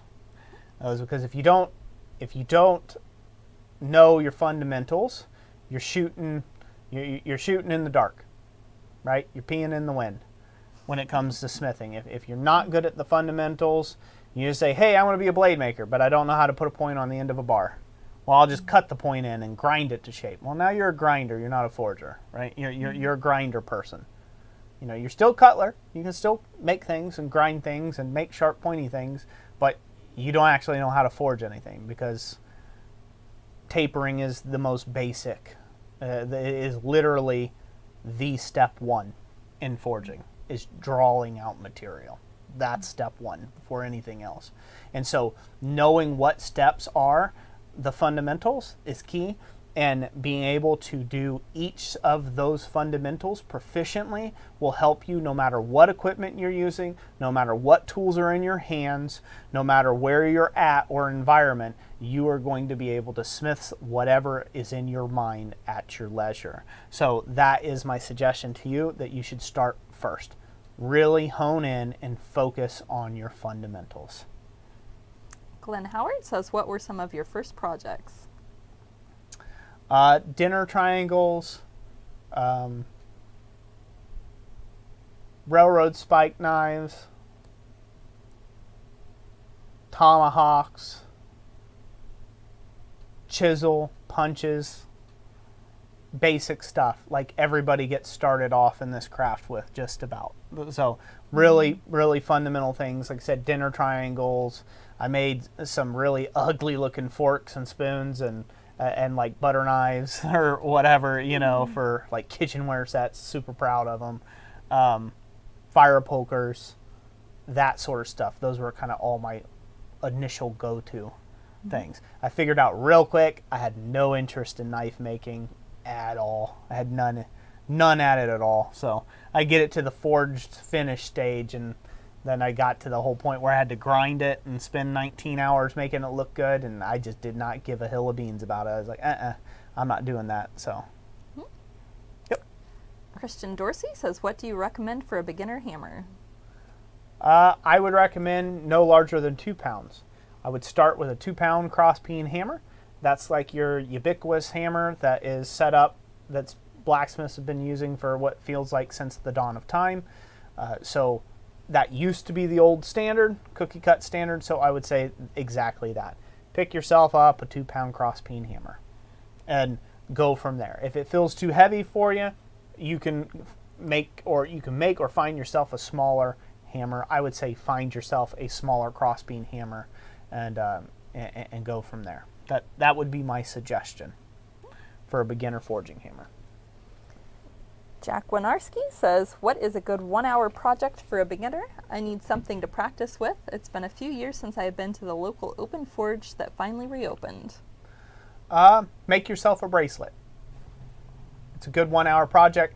There's nothing too difficult about it. You're going to roll a couple little ends on the end, maybe do a twist, and then bend it. And that's an hour-long forging project right there. Next to that would be make an S-hook. Next to that would be make like a drive-in wall hook or a J-hook, something that you can put a screw through. Yeah, keep it simple, keep it basic, just have fun with it, and make something really basic and fun right quick. Anything else that, the larger the piece, the heavier the bar stock, the more hammering you have to put into it. Therefore, and if you're not proficient at your hammer work just yet, It's going to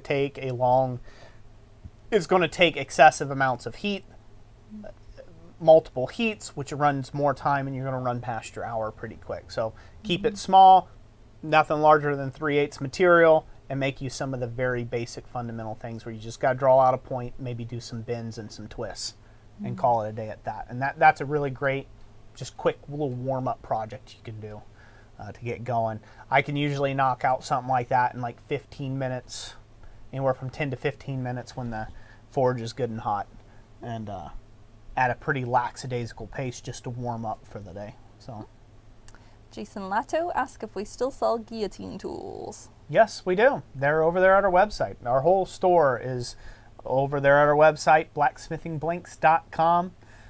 You can find all of those type of tools over there. And yeah, unless they're said over there at the blacksmithingblanks.com website, unless they're said that they're sold out, which I don't believe any of our stuff is sold out right now at this moment in time, they're there and they are available for you.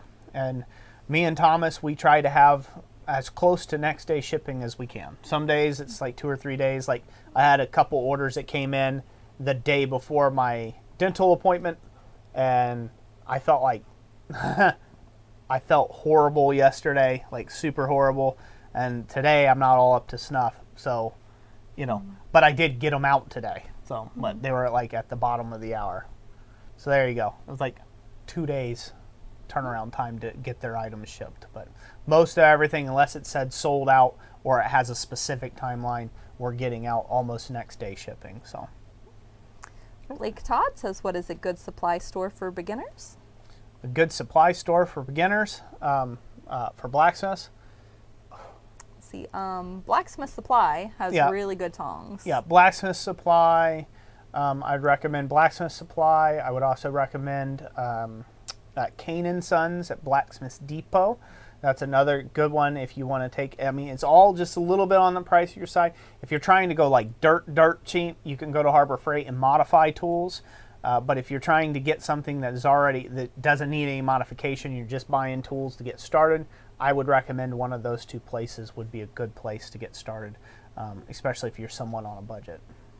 Talking Bowl, we have 2 videos on books that we recommend for beginners. I recommend that you check those out as they go more in depth than what we have time for right now. Ryan Waldron, what steels do you use? Mostly mild steel. Mild steel, wrought iron, simple carbon steels for all my tooling, like 5160, coil spring, 4140, all your 10 series steels, that sort of stuff. That's what I keep on hand and in stock at all times. And then all your multiple angle iron, flat, tubing, square bar, and multiple sizes, everything from 1/8 inch all the way up to inch plus. So, yep. K247, do you have to be artistically inclined to be a good blacksmith? That's a good question. Nope. Blacksmiths, since the dawning of time, were mostly utilitarian in nature. So that's just a general rule. That's an oversimplification of the whole craft. I get that, but it's a big topic. So to condense it all down is that no, you don't have to be artistically inclined to be a good blacksmith. There's plenty of blacksmiths that couldn't make a scroll to save their life, but they make excellent hammers, they make excellent tongs or punches or whatever. They make tools of the craft, or they make chisels for woodwork or other things, right? Or box plane blades, and you name it, right? But they don't have an artistic bone in their body, right? So it's just utilitarian, or it's function over form. And it's perfectly okay to be that way. Chances are you have more of an artist side in you than what you know. You just have to take and flex those muscles a little bit. You just have to kind of say, hey, you know what? I see something, it's pretty, maybe it's not my own design, but I'm going to try to recreate that thing. And all of a sudden, that creative side of you is starting to start working on you, right? It's starting to work out. It's developing a sweat. It's getting ripped. And before you know it, you're a lot more artistically inclined than you think. Corey Shire says, Roy, is it possible to bolt together the guillotine toolkits? Like, is there enough metal on the sides on the A-frame kit, or must they be welded? Yeah, there's enough space on the sides that you could take and on the A-frame guillotine toolkit, you could bolt it together.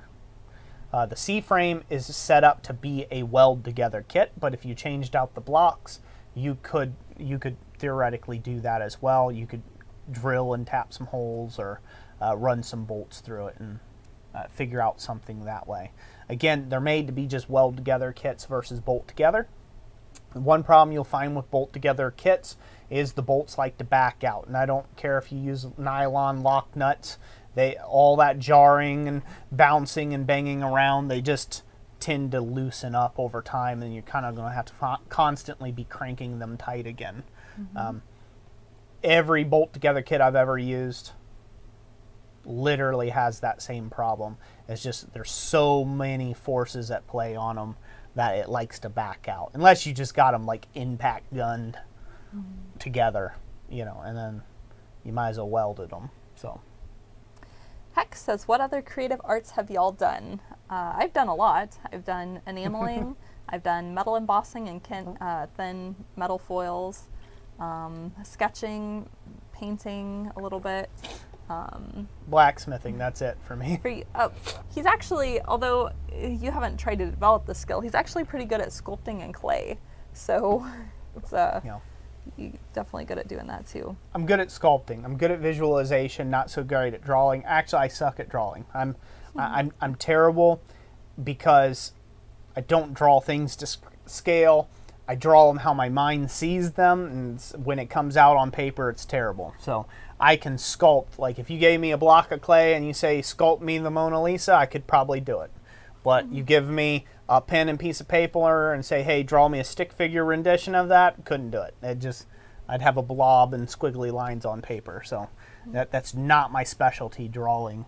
Not artistically inclined. But yeah, I'd say you're probably right, sculpting. I can do sculpting with clay. Because it moves a lot like steel. Mm-hmm. I can think of it in hammer strokes or in how I would push something or how I would, how I would shape the steel if I could grab it. If I could just grab the hot steel and turn it to the shape I want, I would, right? And so it's an easy translation Robert for Schell me. says you're getting into photography. That counts. Yeah, I guess, yeah. We drove home the other day. That's a great composition. Oh, that'd make a great composition. Heard that for like an hour. Yeah. Yeah. Astrophotography. Oh, well. Yeah. Well, that's a hobby. I wouldn't say that's an artistic necessarily skill. I think it is. Oh, I guess it is. I mean, I don't know. I don't look at it as an art outlet, but I mean, I find the beauty in it, and I like capturing that on camera. But I get more into the technical side of the cameras, I guess, more or less. So kind of like, I like the math of it and figuring out, doing something that's really difficult that not too many people do. So, I mean, there's a lot of people who do photography, but not just anybody can go out and take a picture of the night sky and get astral photography. Like, you have to know your stuff, and you have to know kind of like a lot of the math and the science behind it in order to get good results. And even at that, you can still be hosed by, it just gets cloudy or misty all of a sudden, and your shot's ruined, and you sat out there for, umpteen hours. I kind of like the challenge. I like the challenge of that, so. Brittany Hammer Ford says, sculpt me a pen and paper with a drawing on it. I could probably do that. But the drawing on the sculpt piece of paper will still look like garbage. Jason Leto says, just starting out with blacksmithing, you helped me so much. Just ordered, I can't wait to use it. Thank you so much, Jason Leto. I'm glad that it's helped you. Mad Mr. Fox, Roy, do you happen to know if the tale of the most common name of Smith came from the fact that not everybody had a last name, so they took their profession as a last name? I have heard that go around. I'm not sure how accurate that is when it comes to naming. I know that I do know that a lot of people chose very similar names when they got off the boat on Ellis Island when they migrated here to America. So I do know that there's some of that went on where it's like, oh yeah, that sounds like a good name, or they changed their name, their original heritage name by one digit, just this way it was easy for everybody to remember, right? The wife, the kids, the grandkids, the grandparents, right, when they got here, especially if they had a particularly hard translation for a name. So I'm not sure on the genealogies of where the word Smith comes from, why there's people who are named Smiths now, if they actually ever had a blacksmith in their genealogy or not, or chose their family origin, chose the word Smith because that was their occupation. It would be very difficult, probably, I would imagine, to trace that information down. So it sounds as good a reason as any. Sounds as good a reason as any, but as far as I know, most people had a last name or a surname, a name that people would call them by, and a lineage that you belonged to. Because they were very big on that in Europe a long, long time ago. It's like, wait a minute, who are you? Whose son are you? Right? Oh. You're the Boba Fett's, huh? So like you'd have been okay. like Roy, son of Gary. Yeah, or something. Instead of Roy Adams. Yeah, and I don't know. I'm not real up on that, but it would be interesting to find that out for sure. Surf Earth, thank you for the super sticker. The Thank you, Surf. Pair. Hey, you. Let's see. Ryan Waldron asked what forge you started with. Sorry, I was reading the joke. James Hall, my college professor, loved to joke. That's how he got his family name Doolittle. Yeah. Because they did little. That is funny. What forge did you start with, Ryan Waldron? I started with the forge that you see in every one of my videos. Just about. That's the forge I got started with. I got blessed with that from moment one. And man, what a lucky blessing that is. And then I think your next one was a hot box forge. Yeah, that was my first gas forge, proper gas forge, yeah. Yep. Corey says, has Roy ever thought about writing a how-to book? Yes, we discussed it with a publisher, and then Roy just decided he's not a writer. So if we were to undertake something like that, it would be Roy dictating to me to type up. That'd be a bit of a lengthy process. Yeah. So reading and writing was never my specialties or my strong suits in school, English or any of that. So English, social studies, none of that. I've always been more of a math, science, art kind of guy. Yeah, not really into reading and writing. I mean, I read Shop well. Class. Yeah. Stuff. Yeah, shop class, working with my hands. That's always been my main staple. So writing a book, I'm just not a scholarly type. Donald Roberts, how do I get my metal to look either brown or red and not the metal look? Okay, if you want it to, you'll have to force a patina. So if you want to take and get your metal to look red, like or a red-brown, like a rust color, you'll have to force the patina. I like using ammonia and salt with a little bit of water in there mixed in, and then you just spray it on your ironwork and leave it outside for a few days. Let it get dew and moisture on it and damp, and it will turn rust right up for you pretty quick. And then you seal that later on with a clear coat, with like a clear lacquer, and it'll take that bright orange down a peg and turn it to that more of a brown, orange-brown color there. There are metal stains you can get, and then there's obviously the old standby of paint. His Way Homestead. Maybe Roy could do a picture book with pop-ups, and Hex says with little pull tabs that move the hammer arm. With big words. Oh Lord, we want them little one of them cardboard picture books. Yeah, that's got like 8 pages in it and a soft, chewable front and back. I could do that. Fabric pieces. I could do that. Yeah, like actually use bits of scale in the book or something. That'd be great. So that brings me out to an interesting thing I want to talk about real quick. Sure. So, and then we should give some stickers away. I notice our mics are getting kind of low on power on there since they get in full charge. I don't know where my mics are. Oh yeah, one bar. Yeah, we're like one bar across the board. Okey-dokey. So we'll have to watch that. So that kind of brings it into an interesting thing. I've had a lot of thinking about, having a big think about. So the older generation of smiths, the way that you didn't just kind of fade out into obscurity where no one knew, like, who did what in your ironwork, is you had to get published, right? So you had to have a publication of your work. So, for instance, Cyril Kolnick, if it wasn't for the Alan J. Streckow And if it wasn't for, I believe it was Dan Nauman, okay? If it wasn't for them, Alan J. Strucknow and Dan Nauman putting a ton of this work together, okay, collabing on this with a whole bunch of other people, you would see this ironwork all hanging out around, you know, if you're around the Wisconsin area, but you wouldn't know who done it, right? Eventually the name would fade from history. So this was the old way that you used to take and leave a legacy behind for people to learn from you and learn from you in the future. And there was very few smiths that ever got to this point where they had a publication of some sort, right? They got published, and you would have to do things a certain way, right? So that's interesting now because that is technically books. They're great and all, but the new form of communication is video. You know, they say a picture is worth 1,000 words, right? Well, we're filming this at 30 pictures a second, right? So you're learning everything you need to know about me. I'll be dead and gone someday, and somebody will still be watching these videos somewhere and getting some sort of value. All the places I'm talking about right now probably won't even exist. Platforms or otherwise, right? YouTube, who knows, right? When I'm dead and gone someday, maybe 100 years, 200 years from now, and this will be a recording.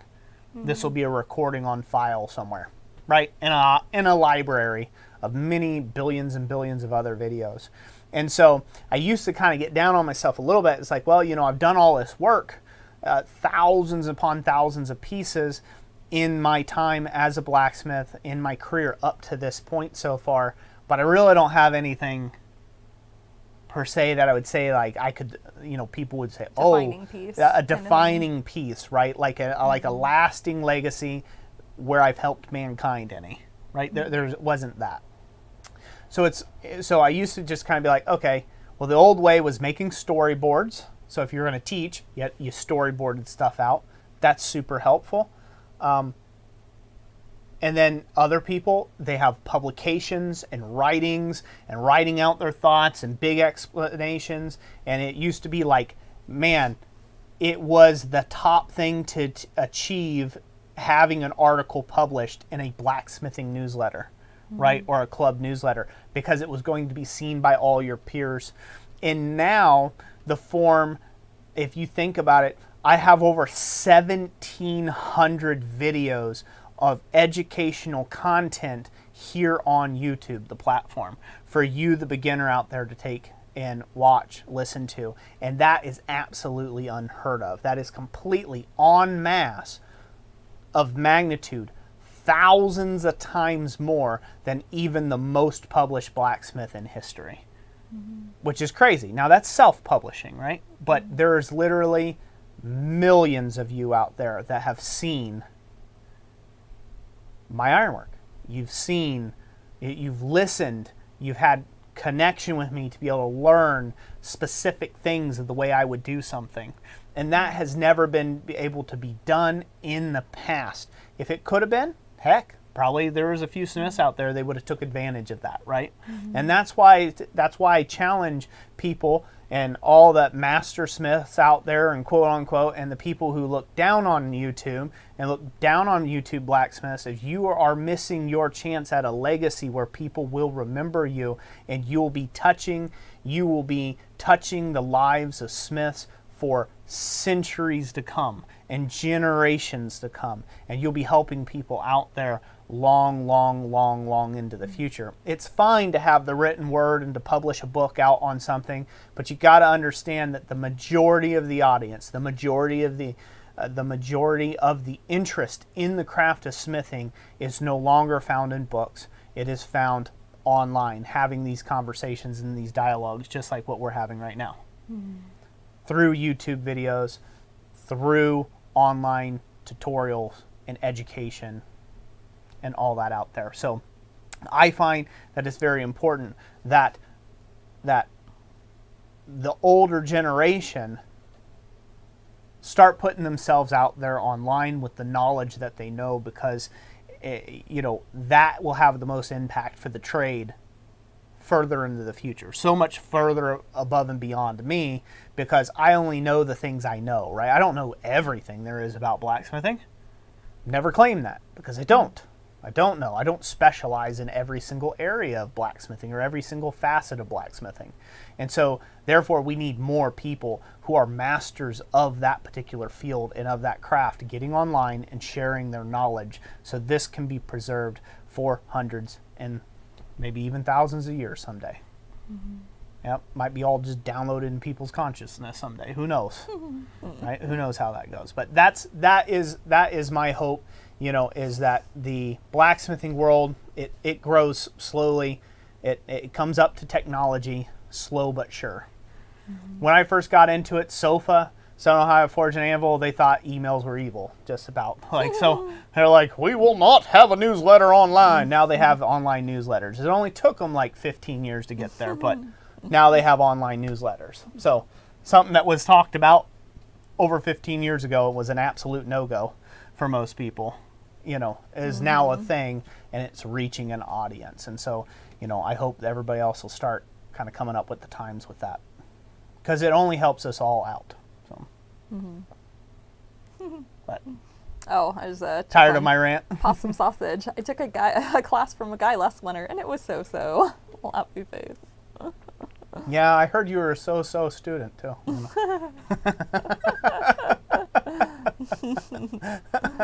Love you, possum sausage. You're great, brother. Let's see. Surf Earth says, my 10-year-old daughter and I are into wood carving and are interested in getting into smithing. What is better to start with, a coal forge or propane forge, in your opinion? Well, if you're getting into wood carving and you're interested in getting into smithing, a nice charcoal forge could be a good thing for you, because you can use all of your charcoal. You could use all of your wood shaving pieces in your charcoal forge to get started. Sends little sparks, though, charcoal forge. Well, they wouldn't be doing it in the same space, hopefully. Oh, yeah. Hopefully you'd have enough common sense for that. If you're going to get into smithing and you're going to start with a propane forge, I suggest that you pick one that's already built. One that's ready to go. All you got to do is light it up. You could read all the warning instructions. It'll probably have a pamphlet, an instructional booklet on how to set up the forge for your first time if you're going with a gas forge. If you're going with a solid fuel forge or a charcoal forge or a coke forge or coal forge, really, it kind of basically how you start them and how you work them is just like you would a campfire. So if you know how to do that and manage your tind to flame, that's basically what you're doing with that. I start with coal, and I mean, I have a heart for it and a bias towards it, natural bias towards it. Yeah, so I would recommend that, and it also depends on your particular situation. If you're in town, a gas forge is probably going to be your best bet, because you can fire it up and turn it off. You don't have to worry about smoke and irritants bothering the neighbors. Jason asked if we ever got asked to do shows in Missouri. We did the BAM conference last April. That is a great group of blacksmiths. So if you're not yet a part of BAM, Blacksmith Association of Missouri, we highly recommend it. Yep, I was a conference demonstrator there last year or the year before last? Yeah, it was April last year. April last year, yep. Dave asked if there's a lot of people blacksmithing in our area. There are a few smiths blacksmithing in our area. I know of about 3 in Alpena and about 3 down here, right around my area, generally in the neck of the woods. Up here we are spread out enough that, like, when I say close by, I mean within 30 to 45 minute drive. So everything is very spread out here. So it's not unreasonable to drive 40 minutes one way to go someplace. Nathaniel Littleton says, what's more important, the image portion or the audio portion of a video? Nathaniel Littleton, it depends on what you're doing. So if you're trying to illustrate something, and that's your whole purpose, is to illustrate a technique without words, then the video portion is more important. If you are trying to convey a message using words, the instructional portion or the audio portion is more important. Any YouTuber will tell you that audio is king. Audio is king when it comes to videos because people will tolerate a grainy video or something that's a little out of focus within reason. I mean, they don't want it to look like you shot it on a potato, okay? They want you to have decent quality image, but, you know, image quality from a cell phone can be decent enough in certain circumstances. But the audio quality, if you're coming in like super hot, like you're screaming in people's ears, or you got a lot of screeching audio, or they can only hear 1/5 of what you're saying, they're going to bounce out and not watch your videos. Just like you wouldn't. Right? You wouldn't listen to garbled up garbage on the news or radio, or right? You like who here hates? You know, remember radios, AM, FM radios? Does anybody remember those? I do. Right here. You ever remember like tuning to a station and then you go through a dead spot and you go had a cat and I lost the dog and the what? How annoying is that? Very annoying. People just check out like almost instantly. So if your audio's really garbage, people won't watch your video. They won't stick around to watch your videos in most cases. So you don't need to have the best of everything. You just need to have good enough of everything, to put it that way, right? Just a decent audio mic, great. Decent image quality where people can see what you're actually talking about, good enough. That's all you got to have to get started. So there's some funny comments down there. The static buzz. Some people remember those days where you couldn't just, you know, Bluetooth it. His Way Homestead, do most states have blacksmith associations? Yes, most of them do. One way you can find them is some of them are affiliates of ABANA, which is Artist Blacksmith Association of North America. Their website is abana.org, and if you go on there, there's a place where you can find affiliate clubs. Now, not every blacksmith is an affiliate because ABANA does require clubs to have a set location to register with them, unless they've changed it within the last year. But in some clubs, they just jump from shop to shop. They don't have a set location because it's like a roaming type blacksmithing club. So, but that's one way. You know, you could start by looking at ABANA's site, or you know, feel free to drop your location or your area that you live in down here, and somebody might be able to recommend it. Somebody might be able to hook you up. Oh, stop. I want to go back up and answer Danimal Creations. So Danimal Creation and Ventures had asked, comparatively speaking, if you did the same work using both coal and propane, how long would it take to use up $100 worth of each fuel? So I'll tell you right out the gate, it'll take you way less time to use up $100 in propane than it will for $100 in blacksmith coke or blacksmith green coal. They are not even in the same realm. Generally speaking, depending on your area, so it's a generality here, generally speaking, coal is always, and I do mean always, cheaper than propane to use. So, and the reason why is liquid petroleum or bottle gas or propane or however you want to call it, okay, that petrol is always going to be more expensive because it is more processed. It has a lot more stages it goes through, as where coal is naturally mined out of the ground. It's a one and done situation versus here that has to go through multiple processes to get to you, the end consumer. That being said, sometimes propane's your only option, and you have to buy a bag of coal online and spend $80 to have it shipped to you.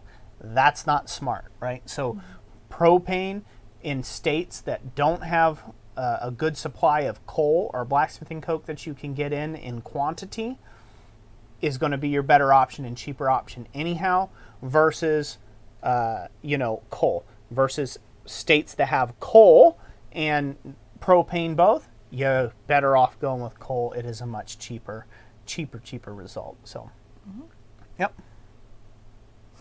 The new meme is the gold fund. That's right, heck. Yep.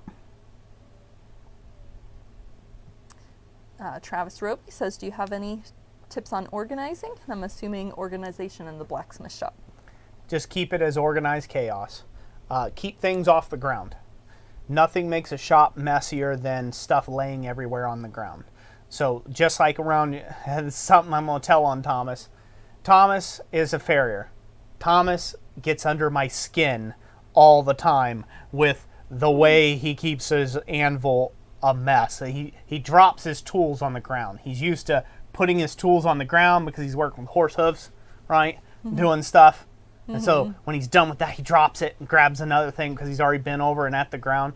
That is the last thing you want to do as a professional blacksmith, is have to constantly pick up your tools off the ground all day long. They get underfoot, you step on them, you tromp on them, they get in the dirt or the mud or whatever. Bad. Create a tool rack. Always put your tools right back where right where you found them. You can have a scad load of tools. You can be a blacksmith hoarder. That's fine, as long as it's organized chaos. It will look okay. It'll look good. But if you've got stuff just kicked everywhere and laying all over the place and laying all over to the tops of your forges and laying all over your workbench, that's going to make things look messy and unorganized. So just tidying up by putting all your ducks in a row, all your forge tools with all your forge tools, all of your file work or your cold working tools with your cold working tools. That's the best thing that I can offer you to take and do, is just organize your chaos by separating everything, getting it up off the ground and putting it on a stand or in a box or something like that. If you don't have a lot of places to stow stuff, racks and whatnot, keep them in little toolboxes. You know, you put a ton of tongs in toolboxes you can buy at Harbor Freight, or get garage sales, old metal toolboxes. Take the junk out of them and just keep it as a hollow box and throw your tools in there when you're done and keep it closed. Just that much is organized chaos. You still have the same amount of tools. You didn't have to get rid of anything. You didn't have to do anything super crazy. You just put them away where they're out of sight, and you put the toolbox in a nice location, just not in the middle of the road. I will say we may want to, just so we don't run risking our batteries, we may want to go ahead and give away some items. Yeah, let's go ahead and do some giveaway stuff now. So, Great questions. And I think we need to stick to the most recent questions now versus stuff that's been an hour. Okay. Please. Sure. So you can get rid of that list, and we'll just move along. Okay. All right.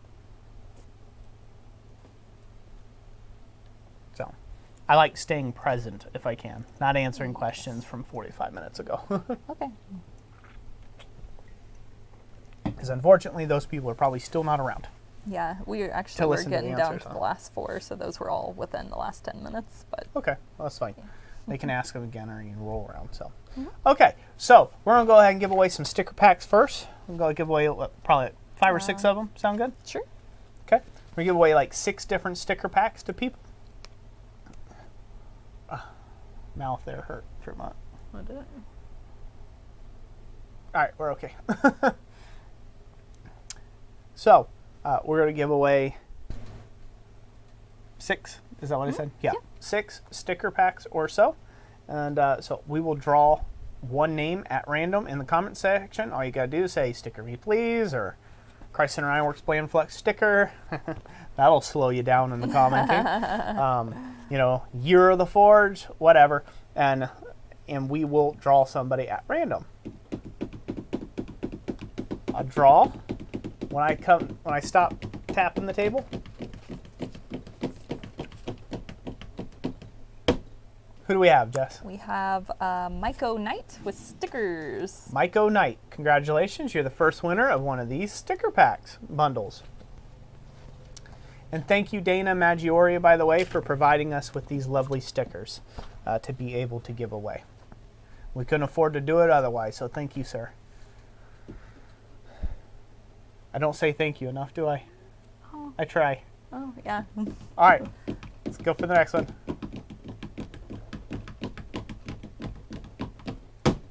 Who do we have? We have Barn Cat Forge with Roy Loves Flux. No, I don't. Don't give them stickers. Too late. Already landed on them. All right, Barn Cat Forge, congratulations with your controversial comment. You won some stickers, so. All right. All right, let's draw the next person. Untruthful statement. Untruthful statement.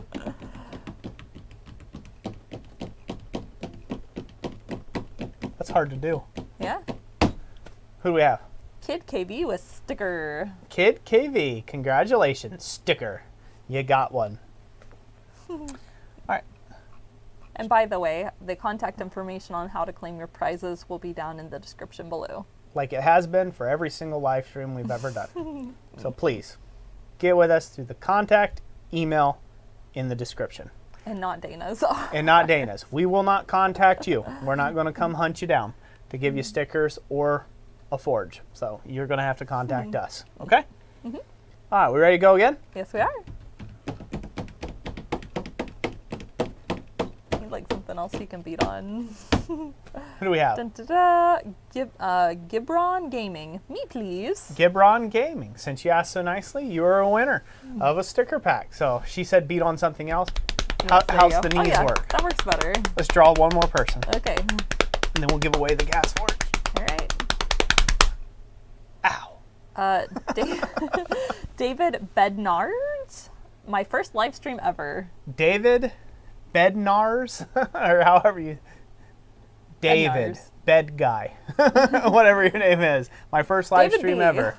David B. Congratulations. You're the winner of a sticker pack. Get with us through the contact email down in the description, and we'll send you some of these out there pronto. So thank you all for that. I'm sorry the gifts are a little lame right now. Like, you know, I don't have a lot of like really cool other blacksmithing tools, things like that. So again, I'm off my roll this week a little bit. It's been kind of a tough one. So hopefully in the next live stream, I've got a couple companies that are going to be sending some stuff to us as well, which is going to be awesome. So we'll have some tooling that we can give away other than just blanks. And Yeah, we will have some more cool Yeah. stuff coming up. Yep. yeah, we will. So hopefully everybody will stick around for that. And I actually have Blacksmith Depot. No, Blacksmith Supply. Blacksmith Supply is teaming up with us again to take and send us some more tongs. So we'll have some more tongs to take and give away. And so thank him for his support on that as well. And as far, the rules for the Mr. Volcano Forge, you have to be 18 and older. And I know some of you joke about that. 18 and over. And this is open to US, Canada, UK, and Australia. Yep.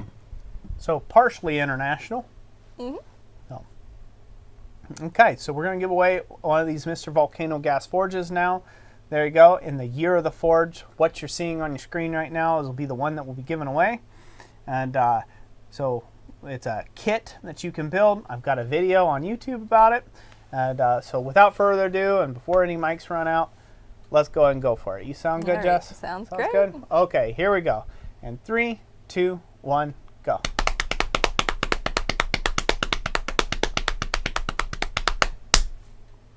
Yowie. Got Heck with Gassed Up. Heck with Gassed Up. Congratulations, Heck. H-E-C. Congratulations. You are the winner of the Mr. Volcano Gas Forge for this month. And for all of those of you that are sad about that, stick around. Come in next month because we'll be giving yet another one away. Lord willing. That's right. It'll take a minute to slow down. Yeah, I'll take a minute. So,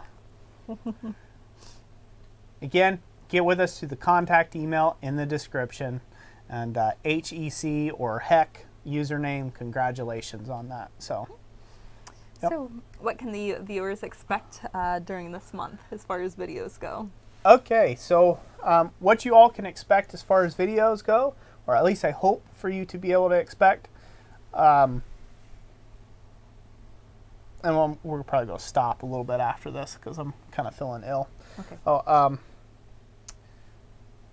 Most likely what I will be working on, if I can get out in the shop and get enough steam up to do it, we're going to be doing some more Harbor Freight stuff. So there'll be some more Harbor Freight Anvil things.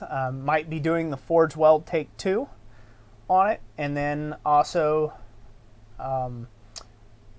I don't want to give away all of them, but you know, I've got Just a little taste. I've got a bunch of them. So, well, I'm going to be doing one where I try to braze. I'm going to try to braze a faceplate on instead of forge weld on.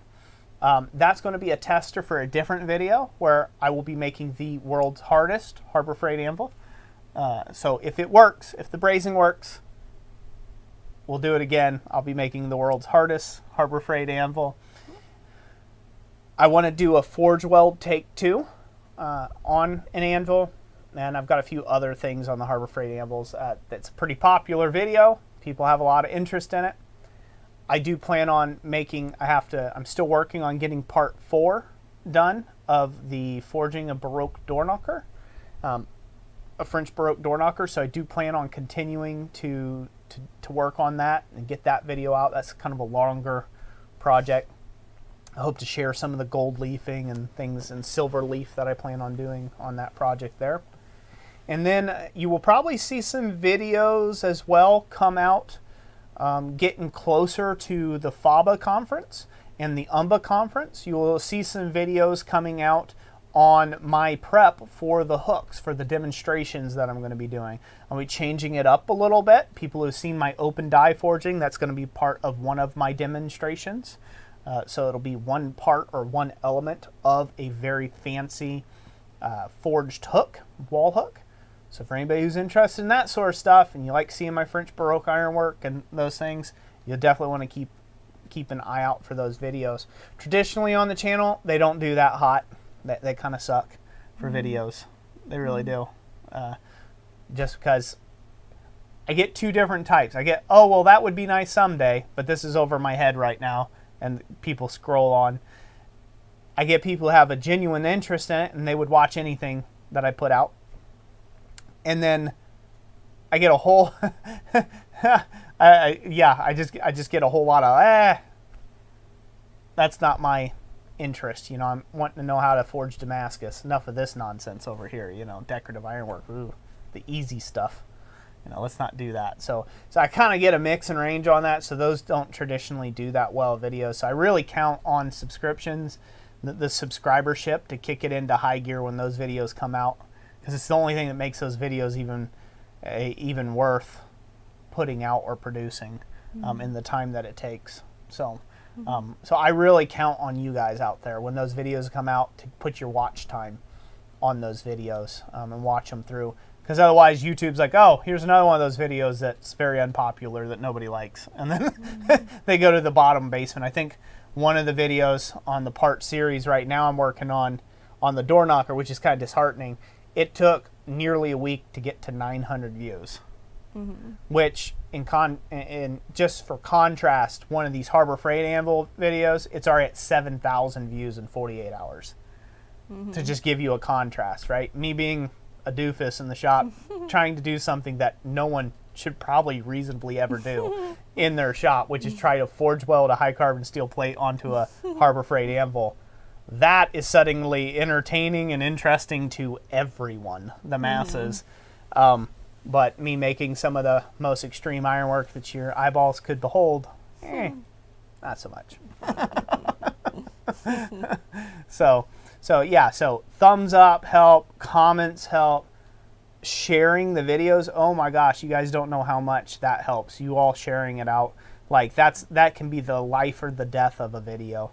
You sharing it out in different public forums or whatever you're doing, you know, as long as you're allowed to do so, like sharing around with family and friends, those sort of things, it really does help the channel so much. Oh, so much. Because we're fighting the algorithms together. That's what it is. Right? YouTube's looking for certain things to get hit, certain metrics. And if the video doesn't pass the bar, they kill it. And so that's all on your guys's. That's all on your guys' plate. You can help us win this game called YouTube. For the betterment of everybody. Huh? Debaka asked if you needed the flux if the cast iron was already melting. I did not need I didn't think I needed the flux on the forge weld. The only reason why I applied the flux is because of such a massive surface. I was hoping to get the face plate, to get to a welding heat a little quicker than what it was, right? Like the face, that interface between the cast iron and the dozer blade. The dozer blade, I mean, it was getting there. I mean, it was bright, but it wasn't like scalding hot, right? Like it wasn't at that beautiful welding temperature that you want. You know, it wasn't at that white hot. like a lemon yellow. You don't want to push high carbon to white hot, but it wasn't at that nice lemon yellow where I really, really wanted it to be. So it was having a little trouble getting there. So, so that was the reason for the flux. But the problem with that is obviously the flux goes on the other side as well, which is the cast iron, which then allows the cast iron to melt even faster because of the agitation of the surface, the way the flux is cleaning the surface. And so if I have to do it again in a take two, a lot of people were saying I should have done 2 separate forges and brought the individual pieces up. That may be the only way to go. Knowing how those two were working together, interfacing, and how hot and big and chunky they were and how much heat they kept, I may just opt for that in the second video. I wasn't super confident. It was the first time me and Thomas were attempting it. So I was trying to just tack weld it and hope it stayed together. That was another reason for the flux. I knew that there was going to be a lot of scale building up between the two while I was kind of messing with it to get it welded up. So I think I'm going to dump the flux, get rid of the flux idea. I think I'm going to go into 2 separate forges, bring the pieces up to welding heat separate, and then bring them together, since I have the extra help, to the anvil, bring them together, and try to pop the surfaces together. If it doesn't work at that and me bringing them to the point where they're both molten, it's just not going to work, period. I hope I get some attachment, some welding to occur. Some people were talking about the cast iron wasn't being hot enough. The cast iron anvil wasn't hot enough, but it was. It was. Strangely enough, that bright yellow, I mean, I had a corner of it was dripping away at that bright yellow. So it wasn't, on camera, I know it didn't look like, I mean, we had massive lights blasting on it too as well, but I know like the faceplate looked a lot hotter, and it did, right? It looked a lot hotter, and it was a lot hotter because it was taking all the heat. But that lemon yellow, or just slightly that duller yellow, was cast iron's mushy spot. So I mean, it was sticky and tacky, and the back corner that got up to that bright yellow heat was already dripping iron right off. So I can't take the cast any hotter than that. So it's going to look weird, right? You're going to have this one that's like the fiery face of God, the faceplate will be, and then the cast iron anvil is like, that's only at forging temp. What are you talking about? And it's because cast iron melts at such a lower temperature. And I didn't think that at first. I thought, which is kind of surprising when I was doing all this, I thought cast iron had better thermal properties to withstand heat, but not at that heat. It doesn't. So when you start using, are we doing okay? Yeah, we're fine. Yeah. So cast iron, because of its high carbon content, which again, I learned over this past year, a lot of people are smarter in metallurgy than I am. Because cast iron has a very high carbon content in it, just like high carbon steel melts at a lower temperature than your lower carbon steel does, or it can't take the heat as well as what your lower carbon content material does. Same thing with cast iron. Cast iron is a super high carbon material, which makes it brittle. Doesn't make it great for anvil or forging, but it's a super high carbon content, so it actually melts at that temperature, a lot lower temperature than you would expect. So fun fact, I did try to do a braze attempt once already, but to get the material hot enough, so I was trying to do a copper braze, so I was trying to use copper to braze the two surfaces together, and I was just playing around, just attempting it with some mild steel, and before it could get hot enough, the entire Harbor Freight anvil completely melted. The whole top of it was just gone. I mean, it was gone, like melted in two, gone. And that was me just trying to get copper to melt, like become liquid, to liquefy the copper. So yeah, the cast iron, or at least Harbor Freight cast iron, melts at an extremely low temperature. So it'll be pretty interesting. Gary Yokel says, have you considered clay wrapping the cast iron to keep it cooler, similar to the way swordsmiths use clay for tempering blades? That would be interesting. I would only be able to do that on the sides that aren't being welded, because the clay would get in between and create an interference layer for a forge weld. So we do need that face, that interfacing face, to be a a nice molten material to weld our other faceplate to.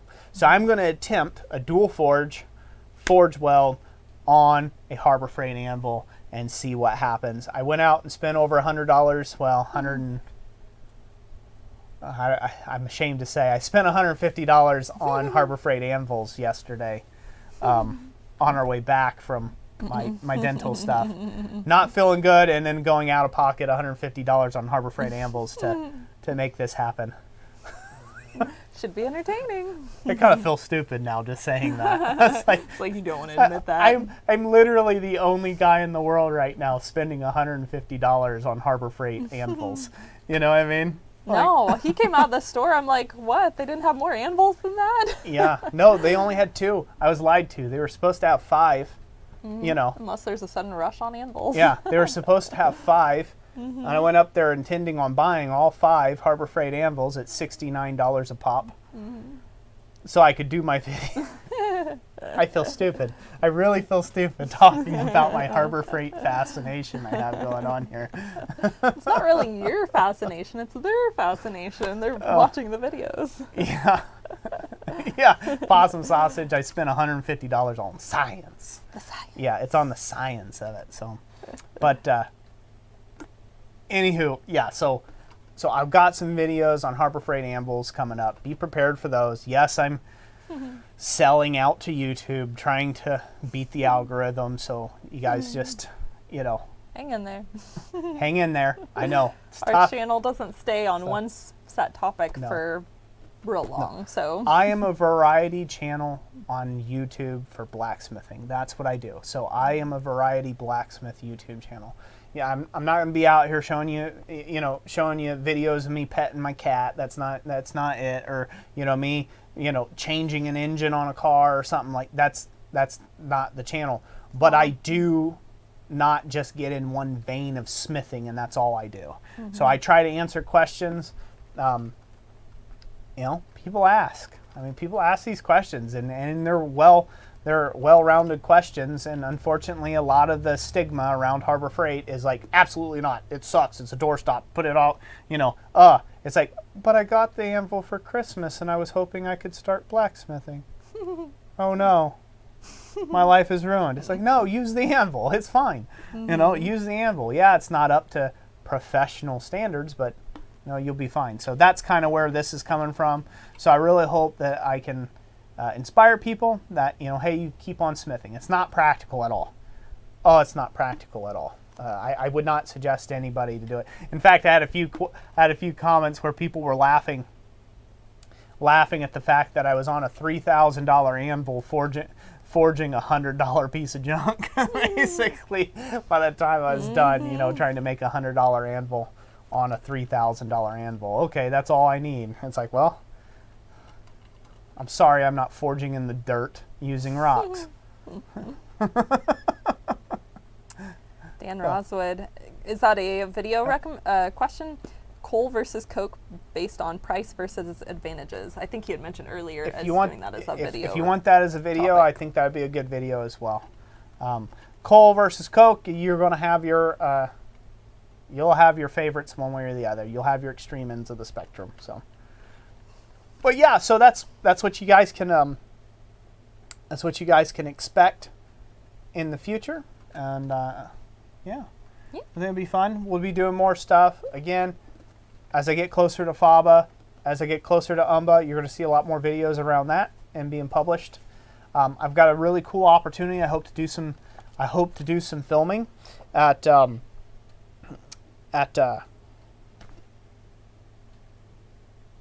its name. UMBA? Yeah, at UMBA.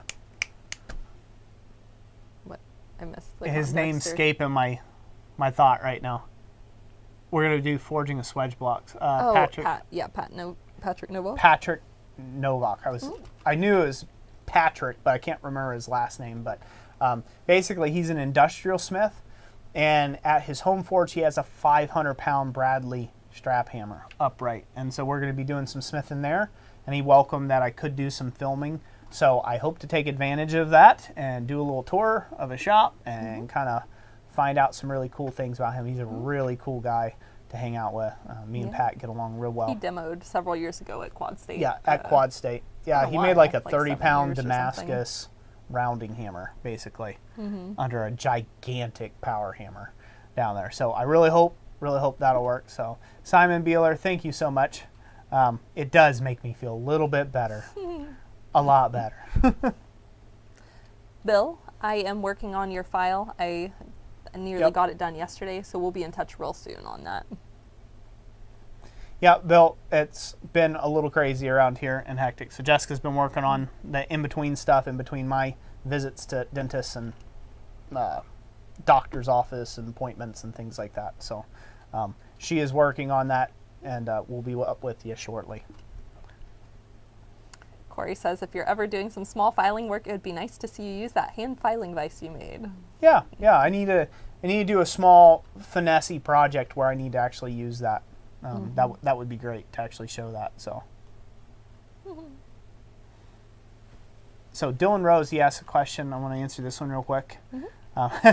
8 of 134 thousandths of the way there, or whatever. Yeah. Towards that 5 pounds of gold. Yeah, heck, yeah, that's exactly right. The 5 pounds of gold. So, Dylan Rose, hey, what cameras and mics do you currently use for your streaming?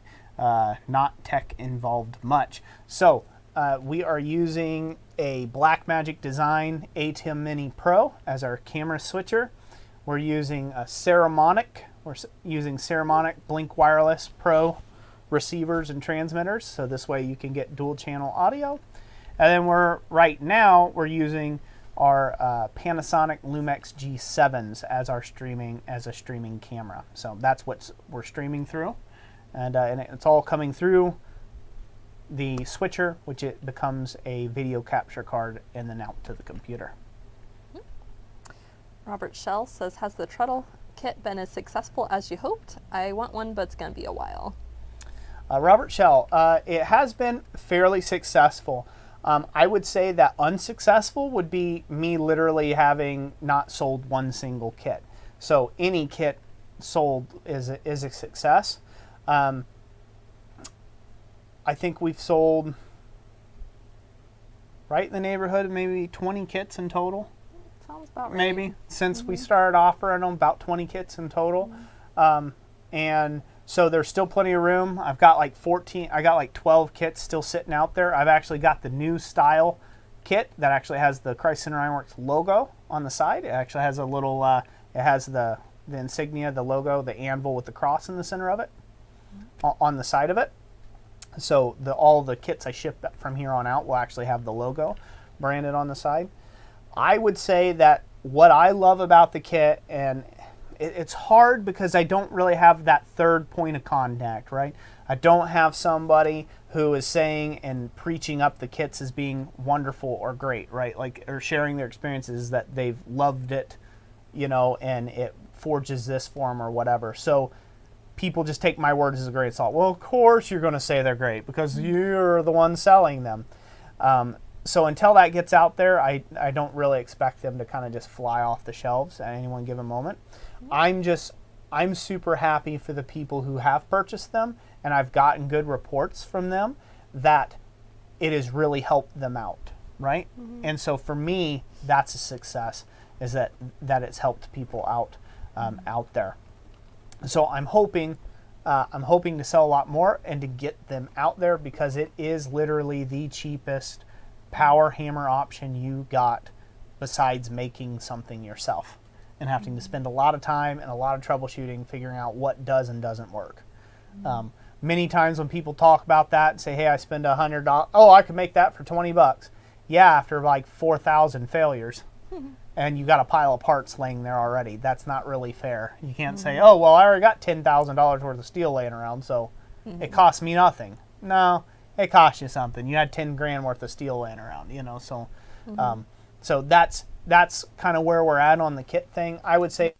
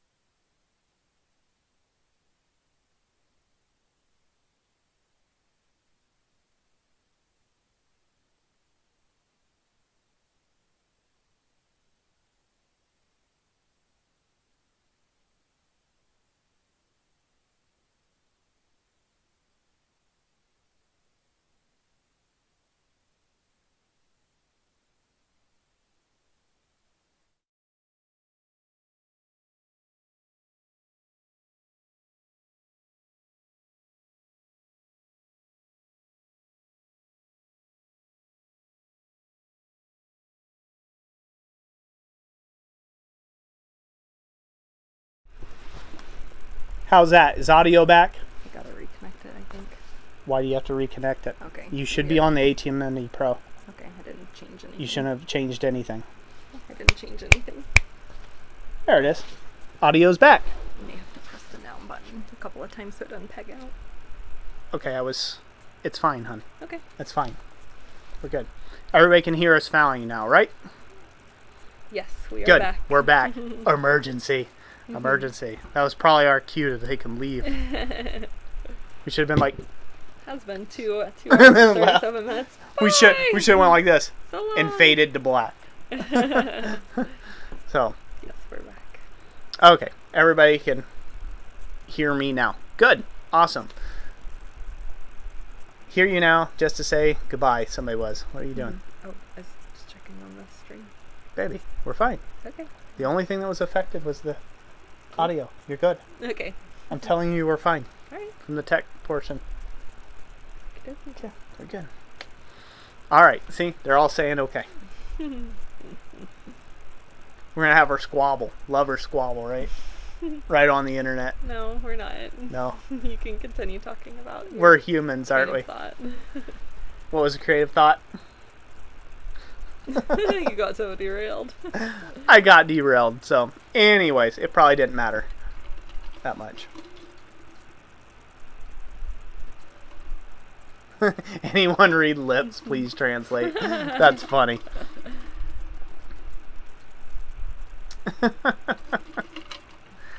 So, anywho. Oh, I was talking about the treadle hammer kit. Oh, yes. That's what I was talking about. I was talking about the treadle hammer kit. So yeah. So I'm happy about the treadle hammer kit. I'm happy with its forging capacity. I do have plans on making a very large air-assisted treadle hammer from it, like 100-pound ram weight from it. So be on the lookout from that to take and show a different option for that kit. And yeah, it's going to be great. Mm-hmm. Yeah, it's going to be great. And what I was getting ready to say is anybody who does buy a kit, like I said, they're already ready to go. They're sitting there, ready to go. We usually ship them out within 1 to 2 days. That's it. You know, if it's on the weekend, we can't do anything about the weekend. Posts don't run on the weekends, so we ship them out like first thing Monday. And, you know, usually throughout the week, it's next day. By next day, we'll have it shipped out. So, yep. Twisted Iron Projects. How do I like the Rode mic? It's simple and it works. It's not the greatest audio in the world. I mean, you're hearing what it sounds like here. It's fine if you're going to be just projecting a straight column of noise straight at it. It's good for that, like hammer work at the Anvil. But for just general audio or talking audio, it's affected by wind and some other things. So it's not as good as the lavalier mics, which are like right condensed around here is their noise envelope. So what else? Dan Roswood said, I still have the chasing versus engraving sample you gave me. Hopefully going to set up my tools soon. Thank you for sharing so many years ago. You're very, very welcome. I'm glad that it helped you. I'll look forward to seeing what you come up with. You better post some, or at least send me a picture when you make something. That'd be great.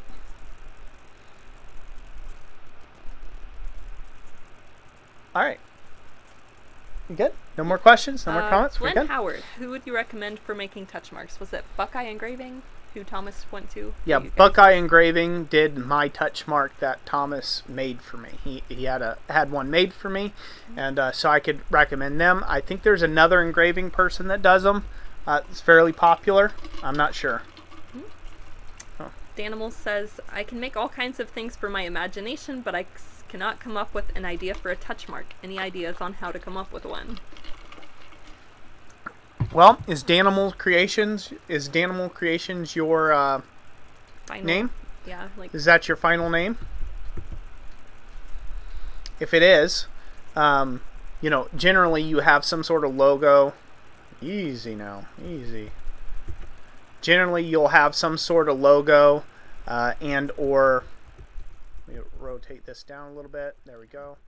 We're doing a little bit better. How's that? That's a little bit better, not peaking. yeah. Okay. Anyways, So generally, you'll have a logo that you already do, and just turn that into your touch mark. You don't have to get super crazy with the touch mark. Just make it something that's personal to you. Yeah, sometimes Or not. it's just initials. Sometimes even. it's just initials, or it could just be a symbol that has nothing to do with your shop. But it's something that you just repeatedly put on your work, and people associate with your business. You're very welcome, Robert Lannis. Thank you so much for being a member for 21 months. That's amazing. Almost 2 years. Almost, yeah. Thank you, good sir. Months. Leppy, I guess we did release that at Christmas time, so it'll be around Christmas time, yeah. Yep, 2 years. That'll be amazing. Now your voice is too low. My voice is too low. Let me come up a little higher. Boom, He's boom, boom. whispering to you. How's that? How's that? Mic check, 1, 2. Hopefully it's good. So, trying to keep it from just absolutely shattering the Richter scale here. Because I talk loud, Jessica talks quiet. That's right. Yeah. Better. Okay. Cool. Yeah. Yeah, High Desert Forge and Ironworks. Yeah, GS Tongs. He doesn't personally make touch marks, but he has them made over there where he's at. And so he's another option as well. I'm not sure how much that costs. Give me your best auctioneer. So, anywho, I kind of want to call it quits for the evening. So I'm going to do that. I'm going to let you... Sure. I got a little short poem. Let Jessica lead it out in a poem. I want to say thank you all so much for being here. Thank you for being part of the live, for however many people are here right now. Thank you for supporting our channel on so many levels. Liking the videos, commenting, subscribing, doing all that good stuff, sharing the videos around. It really does help us out a lot. Thank you to all the channel members, and thank you to all the super chatters that have helped with the shipping costs and everything that will be going out to ship out everything. So thank you guys so much for that. It really is a hand-in-hand kind of thing. You know, it's a hand-in-mouth sort of situation. And so we really couldn't do it without you all. So thank you guys so much for contributing in that way. So I'll let Jessica continue talking. I'm going to shut up now. My jaw officially hurts enough. I'm going to go get me some meds. All that talking. Yeah. Probably. Yeah. I'm going to go get me some meds and just call it an evening. So thank you guys so much. God bless each and every last one of you. And be on the lookout for additional content if you're interested. Well wishes to everybody who's going to Quad State. We hope you have a great time and safe journeys. Yep, and I will miss you all. And I hope for better waters next year to be able to come down and visit with you all. Lead away, Jess. All right. This poem is called Blind But Happy, written by Fanny Crosby, who is an American poet, or was an American poet and songwriter, was blind from infancy, and she played the piano and guitar and wrote over 8,000 hymns. Blind but happy. What a happy soul am I! Although I cannot see, I am resolved that in this world, contented I will be. How many blessings I enjoy that other people don't. To weep and sigh because I'm blind, I cannot and I won't. Everyone have a great weekend and take care. Bye-bye. Good night all. Take care.